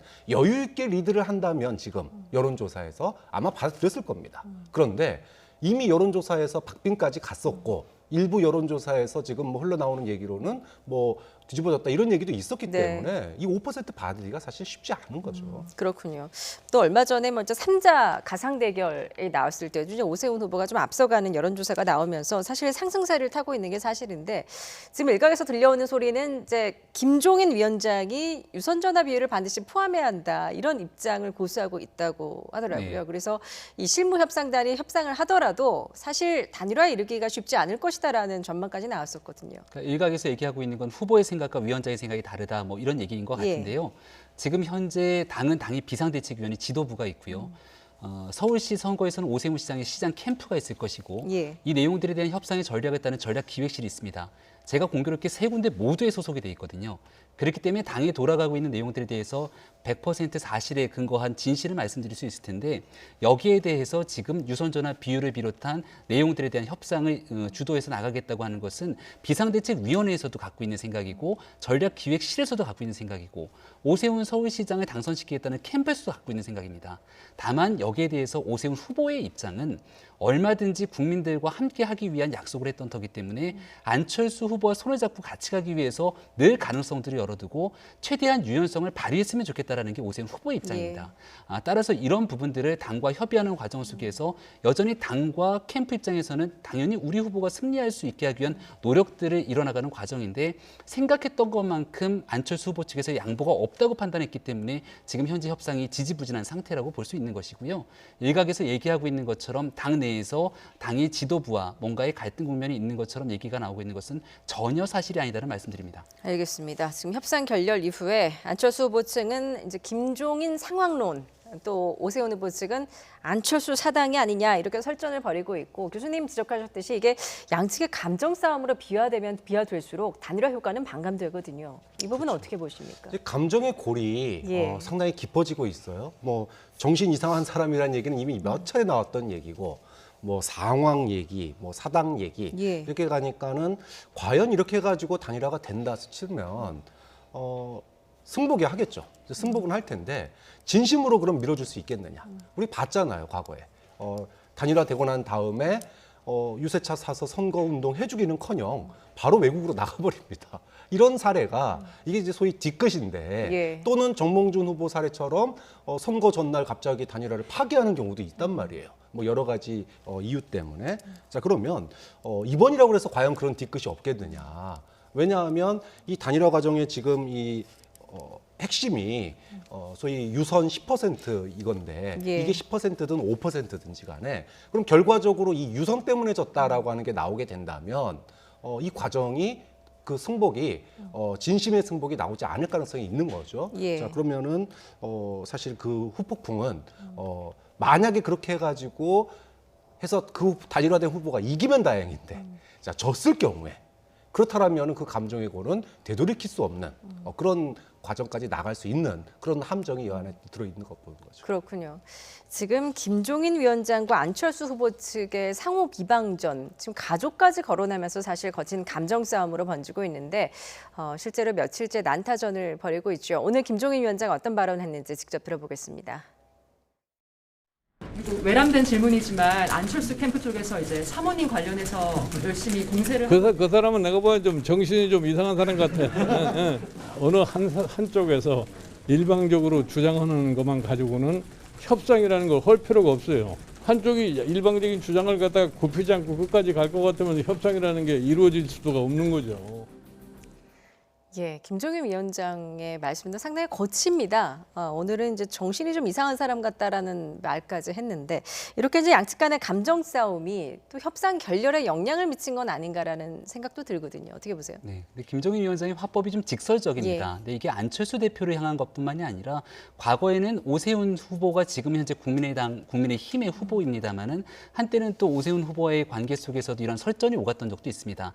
하지만 그럼에도 불구하고 모든 애들이 함께 한 배를 타서 같은 정치적 지향점에 가게 됐을 경우에는 언제 또 그랬냐는 듯 같이 손을 잡고 뛸 수 있는 의지들이 있기 때문에 이 발언과 이러한 관계 속에서 모든 것들이 앞으로 나가기가 어렵다 이렇게 판단하기는 그 사실관계는 좀 어긋난다라는 말씀을 반드시 좀 드리고 싶고요. 지금 이러한 문제가 나오게 됐던 배경을 보게 되면 넘지 말아야 될 기본적인 선이라는 게 있습니다. 네. 안철수 후보 입장에서 김종인 위원장을 향해 상황 이야기를 끄집어냈던 것이 사실 이 모든 일의 발단으로 볼 수 있는데요. 안철수 후보 입장에서는 전혀 잘 이해가 되지 않는 것이 2017년 대통령 선거를 우리가 기억해 봤을 때 안찍박이라고 하는 용어들이 나타나서 안철수 당시 후보가 굉장히 곤혹을 치렀던 적이 있습니다.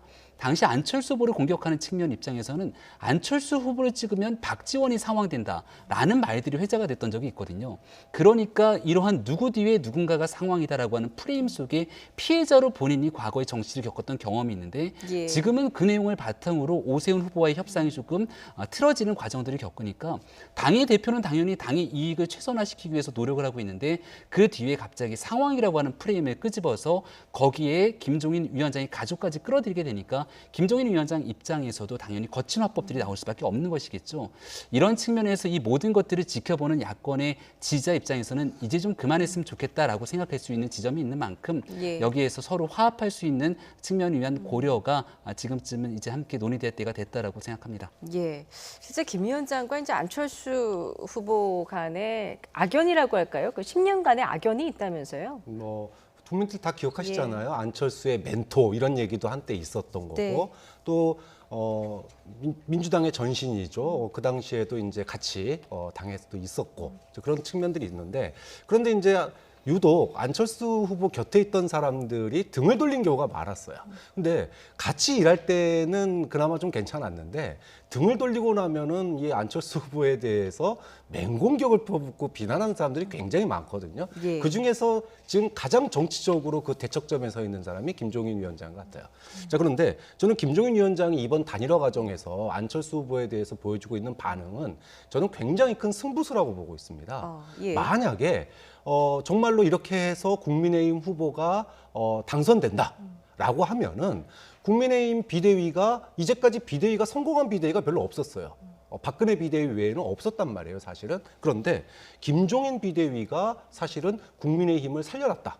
야당을 살렸다, 탄핵 이후에. 이런 평가를 받을 수 있는 거죠. 왜? 안철수라고 하는 소위 후보를 갖다가 옹립하지 않고도 보수의 후보 단독의 힘으로 승리했다라고 하는 이런 그 결과를 놓게 된다면 김종인 비대위 체제는 더 롱런할 수 있는 그런 기반을 닦는 겁니다. 그런데 이게 저는 도박과 같은 게 만약에 이렇게 해서 단일화가 깨졌는데 패배했다.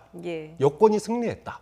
그러면은 뭐 양 후보뿐만이 아니라 사실은 그 모든 책임이 김종인 비대위원장에게 올 수밖에 없는 거고 자 그렇게 되면은 정말로 야권을 끌어갈 수 있는 사람이 안 보여요. 자 그렇게 되면 그 사람들 다 어디 가겠습니까? 다 윤석열 전 총장에게 몰려갈 수밖에 없는 이제 그런 상황이 되기 때문에 지금 김종인 비대위원장은 국민의힘 비대위 이 과정 속에서 최대의 도박, 승부수를 좀 던진 거다라고 평가하고 싶습니다. 그렇군요. 김종인 위원장이 승부수를 던졌다. 하지만 도박과도 같은 승부수다라고 지적을 해주셨는데 이렇다 보니까 이제 국민의힘 내부에서도 좀 분란이 일고 있는 것 같습니다. 김종인 비상대책위원장을 향한 사퇴 요구 목소리도 당 안팎에서 점차 커지고 있는데 국민의힘 이재호 상임고문의 발언 직접 듣고 오겠습니다.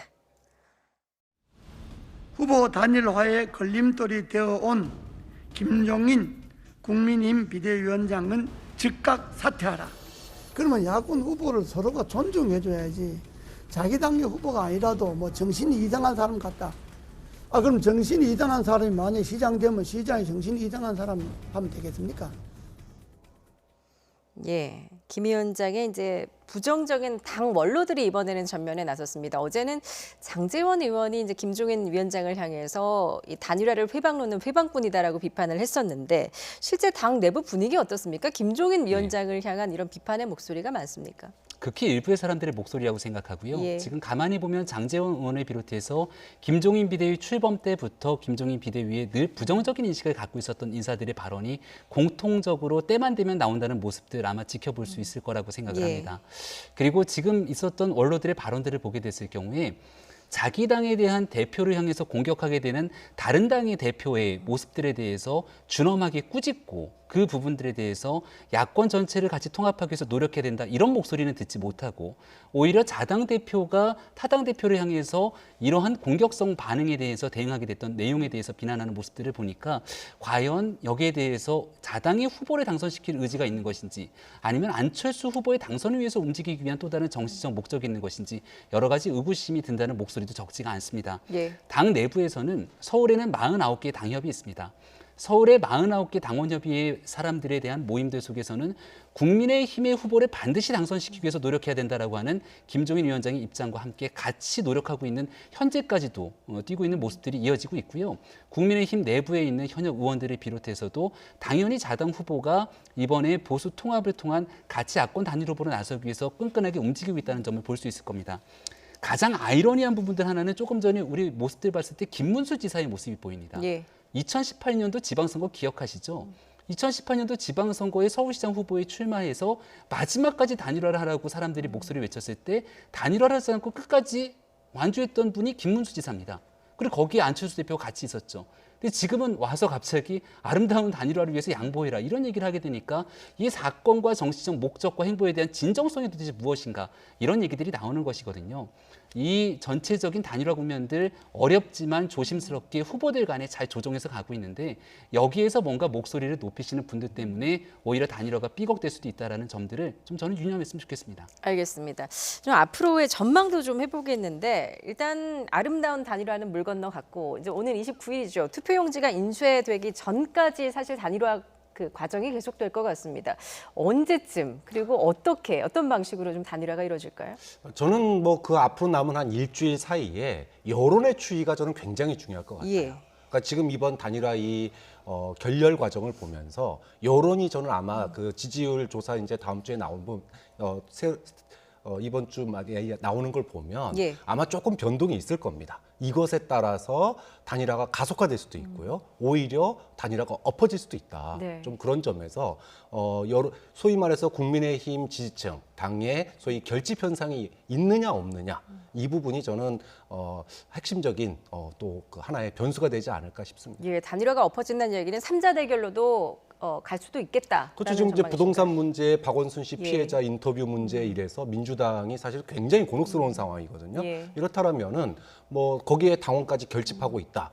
그랬을 때 국민의힘 측에서 무리한 안철수 후보의 요구 또는 자신들의 요구가 받아들이지 않을 경우에 뭐 3자 구도도 사실은 김종인 비대위원장이 그 얘기를 했었기 때문에 과거에 뭐 저 얼마든지 있을 수 있는 그런 시나리오라고 봅니다. 김병민 의원께서는 이제 2번의 기회가 있을 것이다라고 아까 전망해 주셨는데 어떤 기회입니까? 25일 선거운동이 들어가기 전까지 단일화하는 게 제일 좋습니다. 앞서도 설명드린 바처럼 선거운동이 막상 시작되고 나면 그때는 모든 물량 공세를 통해서 이미 25개 서울에 있는 자치구마다 선거운동이 돌아가고 있기 때문에 그때 후보가 사퇴하면서 이 모든 것들을 정리하기에는 시점적으로 좀 많이 늦은 측면이 있습니다. 25일 전까지 단일화를 하기 위해서는 앞서 말씀드렸던 협상의 조건이 그로부터 이틀 전까지는 최종적으로 완결이 돼야 여론조사가 돌아가서 최종적인 한 명의 후보를 결정질 수 있거든요. 그러니까 지금은 어제 밤에서부터 오늘 아침까지 거의 모두가 녹초가 될 정도의 단일화 과정들이 이루어져서 지금 현재는 좀 소강 상태에 있습니다만 내일부터라도 다시 단일화 국면들의 불씨를 당긴다면 이번 주말 사이에 국민들 바라보시는 그리고 야권이 이번만큼은 통합해서 꼭 좋은 승리를 펼쳤으면 좋겠다고 생각되는 여망들 만들어내기 위해서 두 진영 모두가 함께 노력할 거라고 저는 생각합니다. 알겠습니다. 앞으로의 단일화 과정, 야권 단일화 과정 지켜보도록 하겠습니다. 자, 그런가 하면 이제 어제 박원순 전 서울시장의 성폭력 피해자가 기자회견에 나섰죠. 박영선 후보 SNS를 통해 진심으로 사과한다 이런 사과의 글을 올렸는데 사실 그 피해 호소인을 명명한 의원들의 얘기는 쏙 빠지면서 또 이에 대한 비판이 일고 있는 것 같습니다. 교수님께서 어떻게 보십니까? 네, 그 기자회견 이후에 고민해서 저녁에 페북에 올리겠다 이렇게 얘기를 했어요. 예. 저는 그렇게 고민해서 얘기 올릴 부분인가라는 생각이 들어요. 물론 그 고민에는 선거 캠프에 참여하고 있는, 지금 그 피해자가 민주당에 대해서 제일 서운한 부분이 소위 말해서 소위 뭐랄까 그 호소인, 피해 호소인 이 문구 때문에 그런 거잖아요. 이 말 자체가 2차 가해다. 이게 핵심인데 사실은 그 말을 만들고 거기에 기여한 또 그 논란의 핵심에 있는 남인순 의원이 캠프에 있기 때문에 이 부분을 어떻게 할 것인가가 아마 고민스러웠을 것 같아요. 네. 그런데 과연 이게 고민할 문제인가? 사과, 결국은 사과와 책임을 지겠다고 했는데 사과와 책임은 피해자가 없으면 국민 모두에게 하는 거지만 피해자가 있으면 피해자가 납득할 때까지 하는 게 사과와 책임 아닙니까? 예. 그렇게 본다면 좀 뭐라 그럴까, 박영선 후보가 너무 좀 늦게 대응하는 거 아닌가, 이런 비판의 목소리가 나올 수밖에 없는 거고, 물론 박영선 후보 입장에서 보면 내가 유리가 필요할 때는 캠프에서 같이 일해주세요라고 불렀다가 불리해지니까 이제 나가세요라고 할 수가 없겠죠. 그러니까 애매한 표현으로서 내가 짊어지고 가겠다, 책임지는 자세, 뭐 이렇게 얘기할 수밖에 없던 거 인정은 하는데 좀 뭐라 그럴까요, 이 피해자에 대한 충분한 배려 또는 진정성 있는 사과, 이런 점에 있어서는 박영선 후보가 좀 둔감했다, 이렇게 평가할 수밖에 없을 것 같아요. 그렇군요. 박영선 후보 어제 그 사과의 말을 봤더니 다른 분들에게 하고 싶은 이야기는 모두 제게 해달라. 제가 모든 것을 짊어지고 가겠다라고 또 밝혔는데, 이 짊어진다는 표현에 대해서도 지금 논란이 일고 있습니다. 네, 모든 것들을 жил머지고 나서 박영선 후보가 서울시장에 당선되고 난다면 피해자가 바라보게 되는 그 두려움의 크기는 과연 어떻게 진행될 것인가, 이런 걱정이 들기도 합니다. 예. 과거에도 한 6개월 정도의 시간이 지나고 나서 피해자의 가족이 기자회견에 또 자처했던 적이 있었는데요. 그 기간 동안 있었던 2차, 3차 가해의 고통스러운 나날들에 대해서 이야기했던 모습들을 보면은 상당히 참혹할 수밖에 없었던 시간들이 주마등처럼 스쳐 지나갈 겁니다.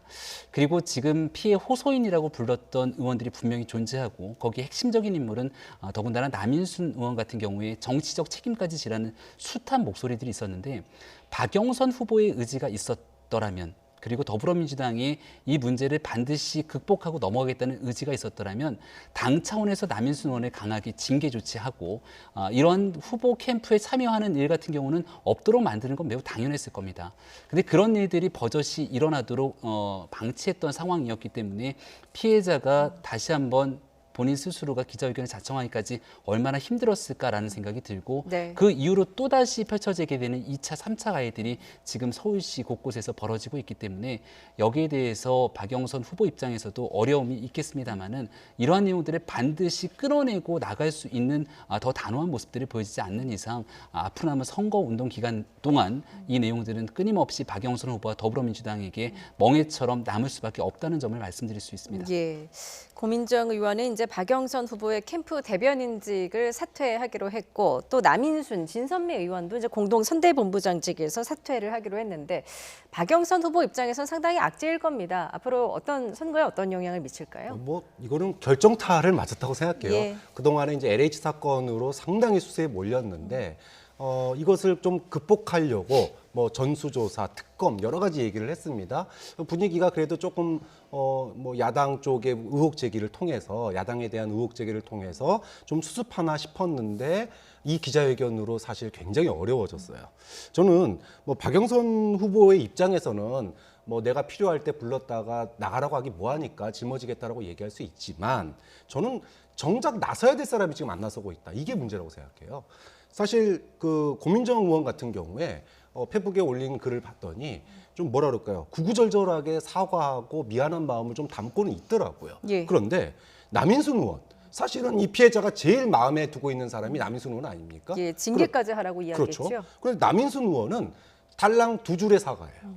이렇게 되면 진짜 이 문제의 본질은 남인순 의원이 피해자가 공감할 수 있는 진정한 사과를 해야 되는 거고, 피해자가 못 받아들인다라면은 자신의 정치적인 명운까지 걸어야 됩니다. 왜냐하면 남인순 의원은 그 사람이 국회의원 된 이유는 여성운동의 대부로서 국회의원이 됐기 때문에 그런 거예요. 예. 좀 그런 점에 있어서 남인순 의원이 그냥 고민정 의원 사퇴하니까 떠밀려서 마치 사퇴하는 것처럼 보이는 게 과연 박영선 후보에게 도와주는 거냐. 진짜 박영선 의원을 도와주려면 국민들 앞에 또 피해자를 직접 찾아가서 만나주던 안 만나주던 진정성 있는 사과를 하고 그리고 그 사과를 받아줄 때까지 반성하는 모습을 보이는 게 맞지 언론에다가 딱 한두 줄짜리 피해자에게 사과한다 이런 말 한두 마디 하고 넘어가는 게 과연 박영선 후보를 도와주는 게 아니라 박영선 후보를 갖다 더 올가매고 있는 거다. 좀 그런 점에서 저는 남인순 의원이 좀 당당하게 피해자 앞에 나서서 사과하는 모습을 보일 필요가 있다고 봅니다. 알겠습니다. 김태년 민주당 대표 직무대행도 이제 오늘 오전 정책조정회의에서 피해자를 향해서 이런 사죄의 뜻을 밝혔습니다. 들어보겠습니다. 다시 한번 당을 대표해서 피해자께 진심으로 사죄드립니다. 당이 부족했습니다. 당 소속 모든 선출직 공직자와 구성원들의 성인지 감수성 제고를 위한 실질적 방안 마련, 성비위 행위에 대한 무관용 원칙으로 단호히 대처하겠습니다.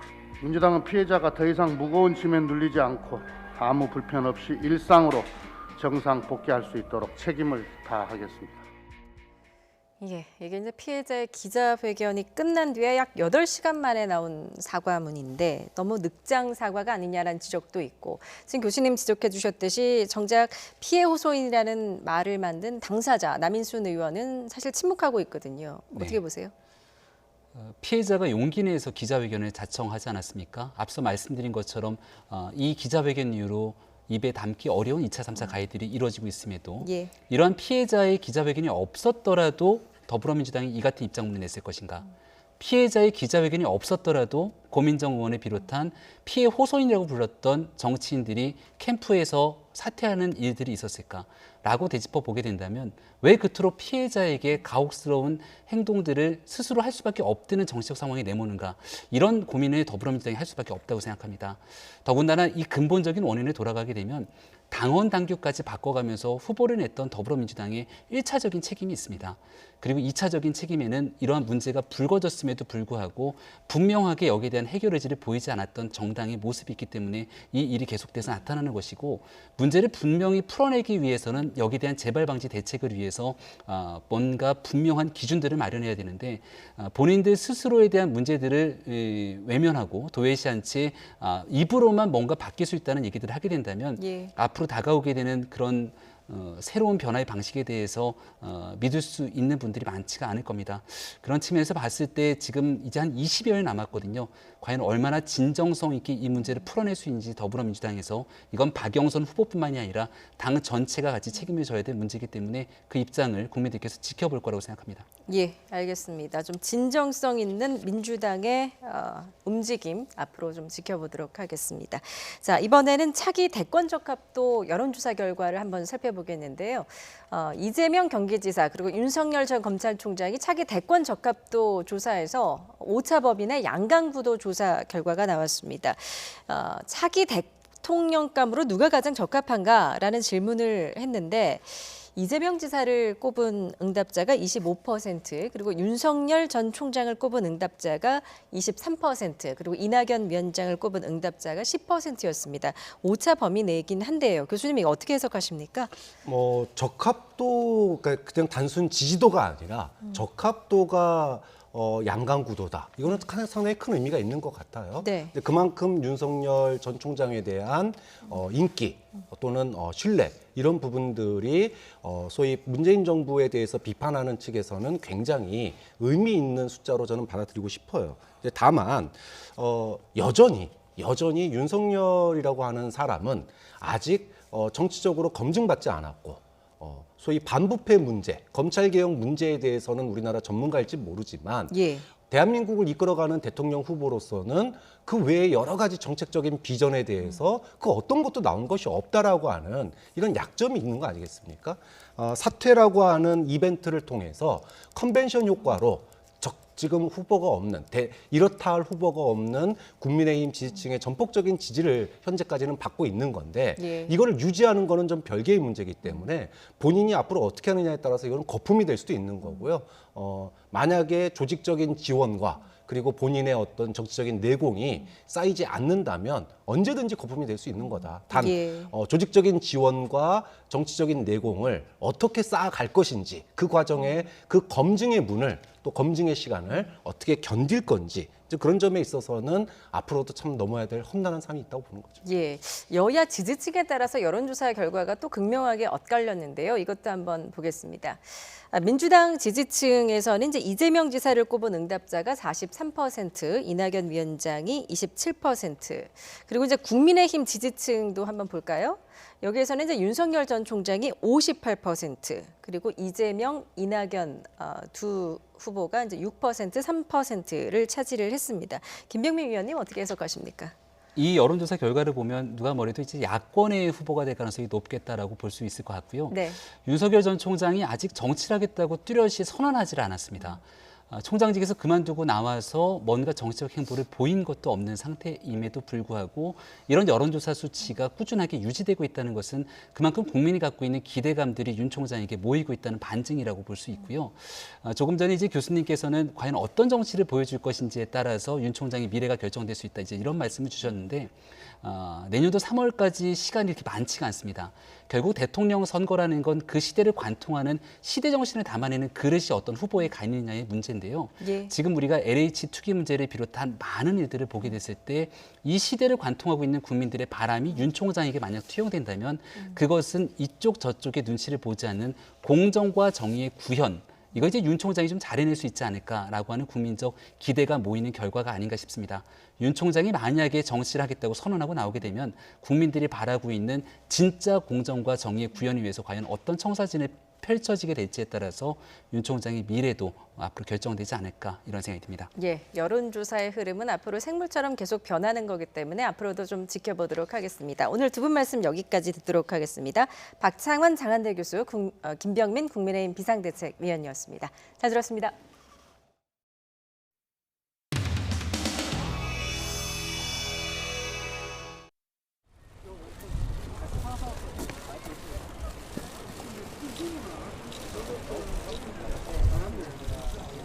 지금 이게 가운데 게 지금 여기 사는데 여기 박형준 후보가 가운데라는 거 아닙니까? 제일 좋은데.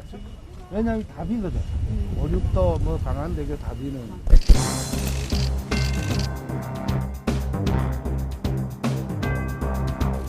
여기도 제 젊은 날의 추억이 한 자락 남아있는데. 아니 이렇게 보니까 확연하게 보이네.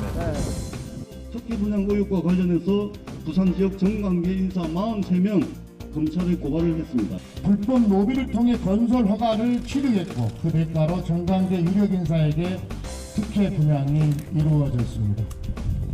국민의힘 박형준 부산시장 후보도 LCT와 관련한 투기 의혹을 받고 있습니다. 우리는 LH건 LCT건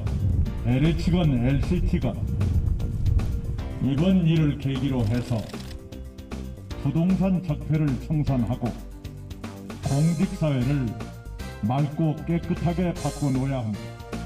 협력 신청으로 LCT 사업이 시작이 됐습니다.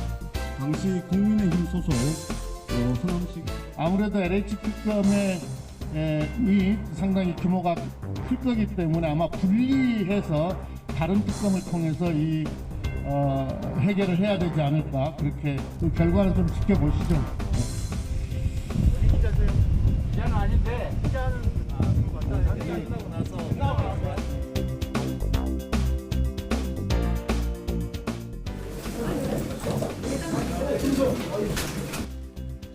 선거가 불리하게 돌아가자 이 여당은 총력을 다해 관건선거, 공작정치, 흑색선전에 나서고 있습니다. 모든 문제들을 과거의 탓으로 돌리거나 또는 여야 모두의 잘못인 것처럼 몰고 가는 것은 전형적인 물타기일 수밖에 없습니다.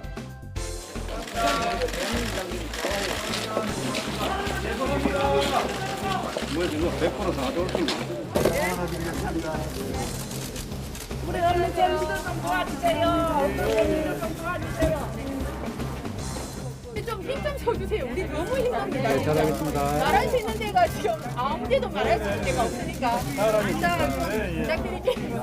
아니 그거 말고요. 저희가 의원님이 LH 사건은 확실하게 또 몇 달 지나서 내일 야당에서 할 일이 그거잖아요. 야당에서 하는 일이 없잖아요. 지금 야당에서 이렇게 안 하면 민주당 또 뽑아요.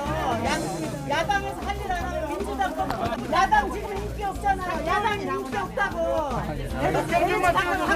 박형준 화이팅! 박형준 화이팅!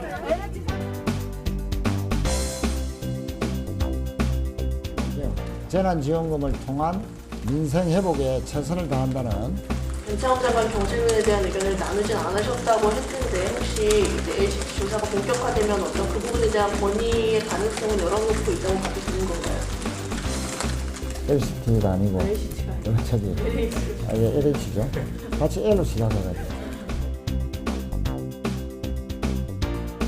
L이 문제네.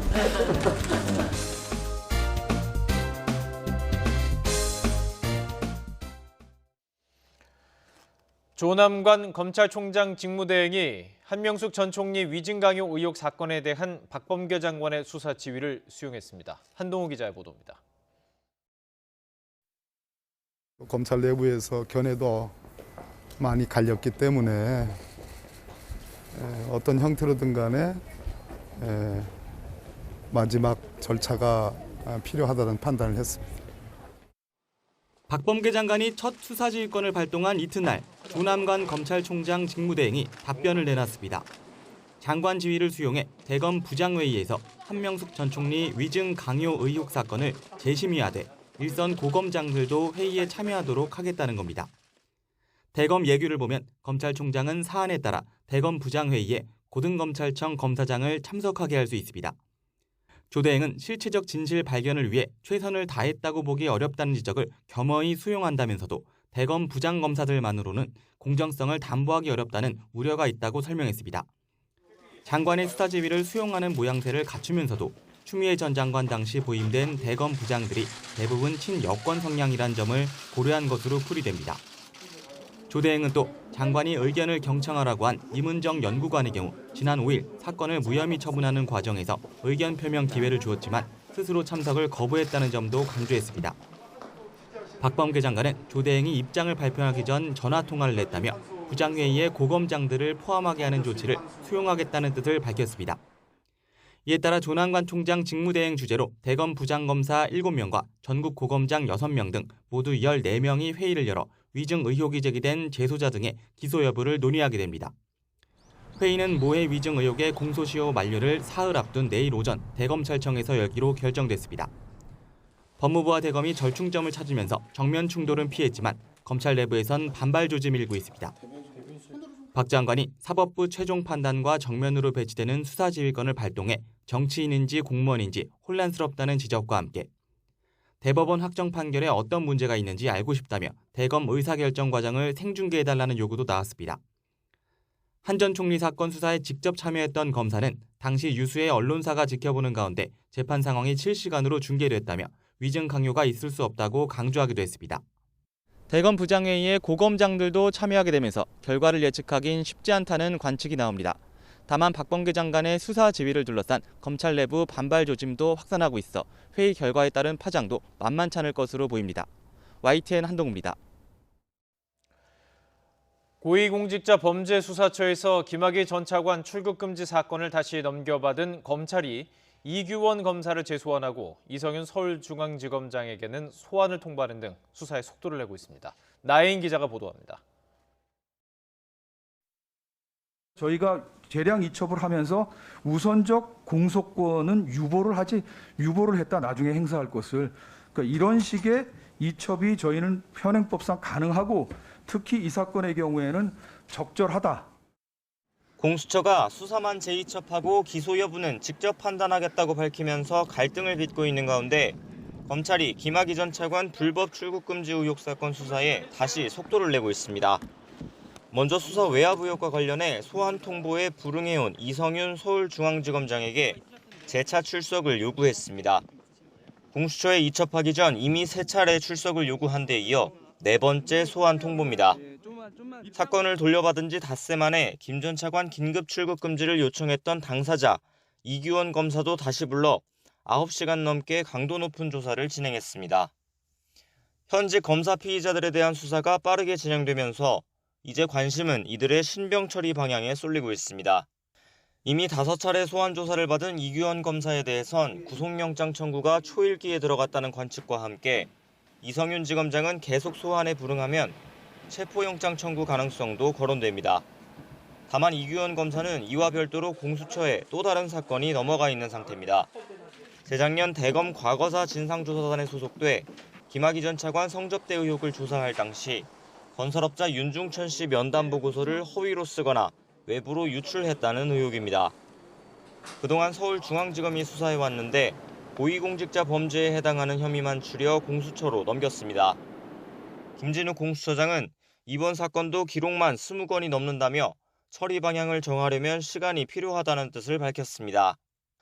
이번에도 선택 방안은 직접 수사나 검찰 재이첩 등 비슷하지만 다음 주까지 공수처 검사 면접이 진행되고 있어서 조만간 결론을 내긴 어려운 상황입니다. 이규현 검사는 어저께 공수처로 이첩됐는데 혹시 면담 요청한 건 없었나요? 없었습니다. 저희 아마 늦게 온 것 같은데 기록도요.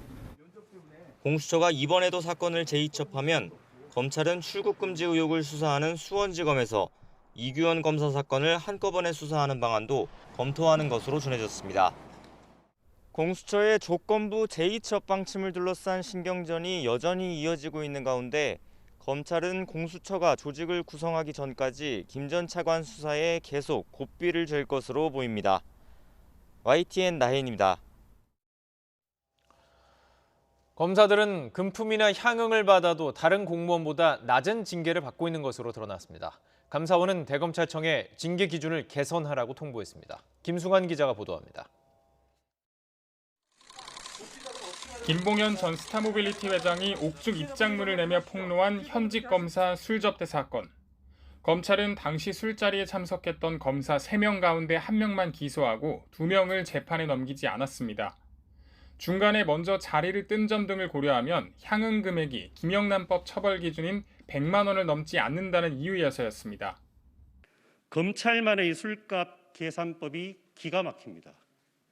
검사가 아니었다 하더라도 이 기막힌 술값 계산법이 적용되었을지 궁금합니다. 현재 법무부와 대검찰청은 해당 검사들에 대한 징계 여부를 판단하기 위한 감찰을 진행 중입니다.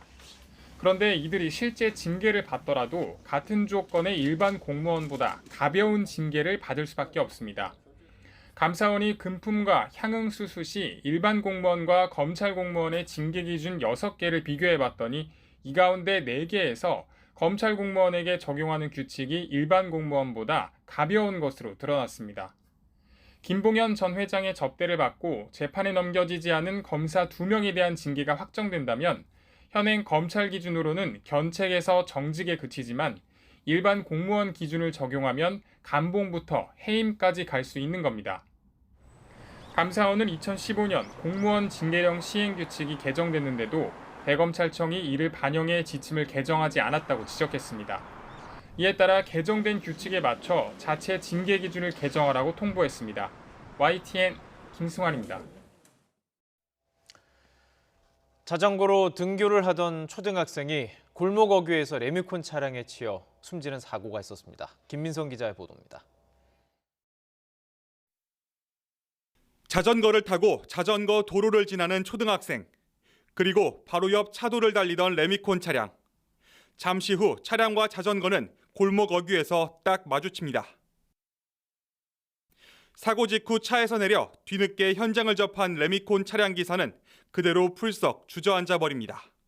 큰 차가 한 대 서 있고 그다음에 자전거가 찌그러져가지고 누워 있고 등굣길에 사고가 난 것 같아가지고 좀 안타깝더라고요. 사고가 난 건 아침 8시 20분쯤. 구급대가 급히 출동했지만 학생은 머리 등을 크게 다쳐 현장에서 숨졌습니다. 사고가 난 장소입니다. 보이다시피 횡단보도가 있어서 서로 조심해야 하는 곳인데요. 자전거 도로를 달리던 초등학생은 근처 공사 현장으로 가기 위해 우회전하던 레미콘 차에 치였습니다. 사고가 난 곳에서 학교까지는 약 1km 남짓. 초등학교 5학년 학생은 등교 중이었습니다. 안타깝게도 금요일 아침에 콘크리트 믹스트럭과 자전거 교통사고가 있었습니다. 현재 사고 영상 분석과 운전자 조사 중에 있습니다. 경찰은 주변 CCTV 영상과 목격자 진술 등을 토대로 정확한 사고 경위를 조사하고 있습니다. YTN 김민성입니다. 오늘 낮 1시 50분쯤 인천 신흥동의 한 초등학교 앞에서 횡단보도를 건너던 초등학교 4학년생 B양을 25톤 화물차로 치어 숨지게 한 혐의로 60대 운전자가 경찰에 입건됐습니다. 경찰은 정밀 분석을 통해서 신호 위반과 과속 여부를 확인하고 구속영장을 신청할 계획입니다. 충남 논산에 있는 전자부품 제조 공장에서 폭발로 큰 불이 나 직원 1명이 숨지고 구급대원과 주민 등 9명이 다쳤습니다. 이상곤 기자입니다. 강렬한 불빛이 갑자기 번쩍이더니 CCTV 화면이 사정없이 흔들립니다. 불바다로 변한 공장에서는 폭발음이 잇따릅니다. 새벽 1시 50분쯤 충남 논산시 노성면의 한 전자제품 제조 공장에서 폭발과 함께 큰 불이 났습니다. 불기대가 한번 터지면은 불기대가 한 100여 미터 정도 막 이렇게 올라가는 이렇게 늦게 보이고 그것이 1시간, 2시간 계속 연속해서 이제 크고 작은 막 폭발음이 계속 생기고 그러니까 뭐 또 화공약품이 터지니까 냄새에다가 이제 밤은 어둡기는 하지. 그러니까 뭐 이건 전쟁도 아니고 아주. 이 불로 30대 공장 직원 1명이 실종됐다가 숨진 채 발견됐습니다. 또 공장 직원과 구급대원, 인근 마을 주민 등 9명이 다쳐 병원에서 치료를 받았습니다. 구급대원 3명은 공장에서 직원이 쓰러졌다는 신고를 받고 출동했다가 갑자기 발생한 폭발에 구급차가 옆으로 넘어지면서 다쳤습니다. 불은 건물 7개 동을 태우고 3시간 반 만에 꺼졌으며 공장에 톨루엔 등 유해 화학물질이 많아 주민 대피령이 내려지기도 했습니다. 공장 주변도 큰 피해를 봤습니다. 불이 난 공장 바로 옆에 있는 건물입니다. 외벽이 대부분 뜯겨져 나가 폭발 당시 충격이 얼마나 컸는지 말해주고 있습니다. 철제 구조물은 종잇장처럼 구겨져 전깃줄에 걸렸고 인근 공장과 주택의 유리창은 대부분 깨졌습니다. 천장까지 내려앉은 집도 있습니다. 소방당국은 공장 안에서 반도체 코팅액 재료를 취급하는 과정에서 사고가 난 것으로 보고 있습니다. 사고 원인은 야간 작업자가 반도체를 만드는 재료를 반응기에 넣는 과정에서 역류하여 폭발이 일어난 것으로 추정되지만 정확한 것은 관계기관과 합동 감식을 진행할 예정입니다. 다행히 유해 화학물질로 인한 피해는 없는 것으로 파악됐습니다. 금강유와 환경청은 공기 중에서 유해 화학물질이 극미량 검출됐지만 인체에 해를 끼칠 정도는 아니라고 밝혔습니다. YTN 이상곤입니다. 꼭 1년 전 경북 경산에서 고열 증상을 보이다 급성 폐렴으로 숨진 고등학생의 아버지가 한 달 가까이를 걸어 청와대 앞에 도착했습니다. 어떤 사연인지 김경수 기자가 취재했습니다. 아들 사진을 품에 안은 아버지가 앞장서고 국화와 병원 모형을 든 사람들이 뒤를 따릅니다. 지난해 3월 17 나이로 숨진 고 정유엽 군 일주기에 추모 행렬이 청와대로 향하는 모습입니다. 지난달 22일 경북 경산에서 도보 행진을 시작한 고 정유엽 군의 아버지는 25일 만에 서울 청와대 근처에 도착했습니다. 3년 전 발병한 암으로 투병 중인 아버지가 청와대까지 수백 킬로미터를 걸어온 이유는 하나입니다. 건강했던 아들이 왜 목숨을 잃어야 했는지 밝혀서 재발 방지 대책을 만들자는 겁니다. 우리 가족의 일상사가 이 개인의 일이 아닌 사회 전체가 나서서 같이 대응해야 될 그런 어떤 사회적인 사안이었다. 그렇게 결론을 내리게 됐습니다. 1년 전 고열로 집 근처 병원을 찾았던 정군은 코로나19가 의심된다는 이유로 응급치료를 받지 못하고 귀가해야만 했습니다. 하루 만에 상태가 더 나빠진 뒤 구급차 대신 아버지 차를 타고 간신히 대학병원에 입원했지만 엿새 만에 급성 폐렴으로 목숨을 잃었습니다. 이 과정에서 받은 코로나19 검사만 13번, 결과는 최종 음성이었습니다. 경산에는 공공병원이 없습니다. 유일이가 그 당시에 정말로 공공병원이 존재했다라면은 그렇게 매몰차게 치료 거부당하지 않았을 텐데. 코로나19라는 전례 없는 감염병에 의료 역량이 집중되며 다른 응급 환자들이 치료받을 기회가 박탈되는 의료 공백이 드러난 사례였습니다. 이러한 억울한 죽음이 반복되지 않으려면 공공병원과 의료 인력을 확충해 의료 체계를 바꿔야 한다고 연대한 시민단체들은 호소합니다. 국내 전체 병원의 병상 중 공공병상은 9.6% 수준으로 10%에도 못 미친다. 전체 의료기관 중 5.5%밖에 안 되는 공공의료기관으로 세계적인 팬데믹을 대응하고 있는데 어떻게 의료 공백이 발생하지 않을 수 있겠는가? 도보 행진을 마무리한 정군의 아버지와 시민단체는 공공의료가 제대로 갖춰질 때까지 추가 기자회견을 여는 등 대국민 호소를 이어가겠다는 계획입니다. YTN 김경수입니다. 미국의 한 일러스트 카드 제작사가 방탄소년단을 두더지 게임기 속 매맞는 두더지로 묘사해 논란이 되고 있습니다. 폭력적인 데다 인종차별 시선이 담겼다는 비판이 거셉니다. 화면으로 직접 보시죠. 제63회 그래미 시상식 출연 가수들을 풍자한 그림 카드입니다. 왼쪽은 빌리 아일리시, 오른쪽은 브루노 마스죠. 그래미 당시 무대 모습을 다소 우스꽝스럽게 표현을 했습니다. 자, 다음은 해리 스타일스와 메간 디 스탈리온의 모습인데요. 역시 우스꽝스럽긴 하지만 가볍게 웃어넘길 수 있는 그림들이죠.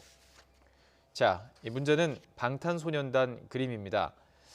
멤버 7명이 두더지 게임기 두더지로 돼 있는데 그래미 트로피로 맞고 있는 모습입니다. 다른 가수들과 달리 BTS 이름도 없이 그저 K-팝이라고만 적혀 있습니다. 미국에서 아시아계를 겨냥한 혐오와 폭력이 증가하는 가운데 벌어진 일이라 더 공분을 샀습니다. 논란이 거세지자 제작사 측은 BTS 묘사에 대한 공분을 이해한다면서 그림 카드 세트에서 BTS는 뺐다고 밝혔지만 하지만 이마저도 인종차별과 폭력에 대한 진정한 사과가 아니라는 비난을 받고 있습니다.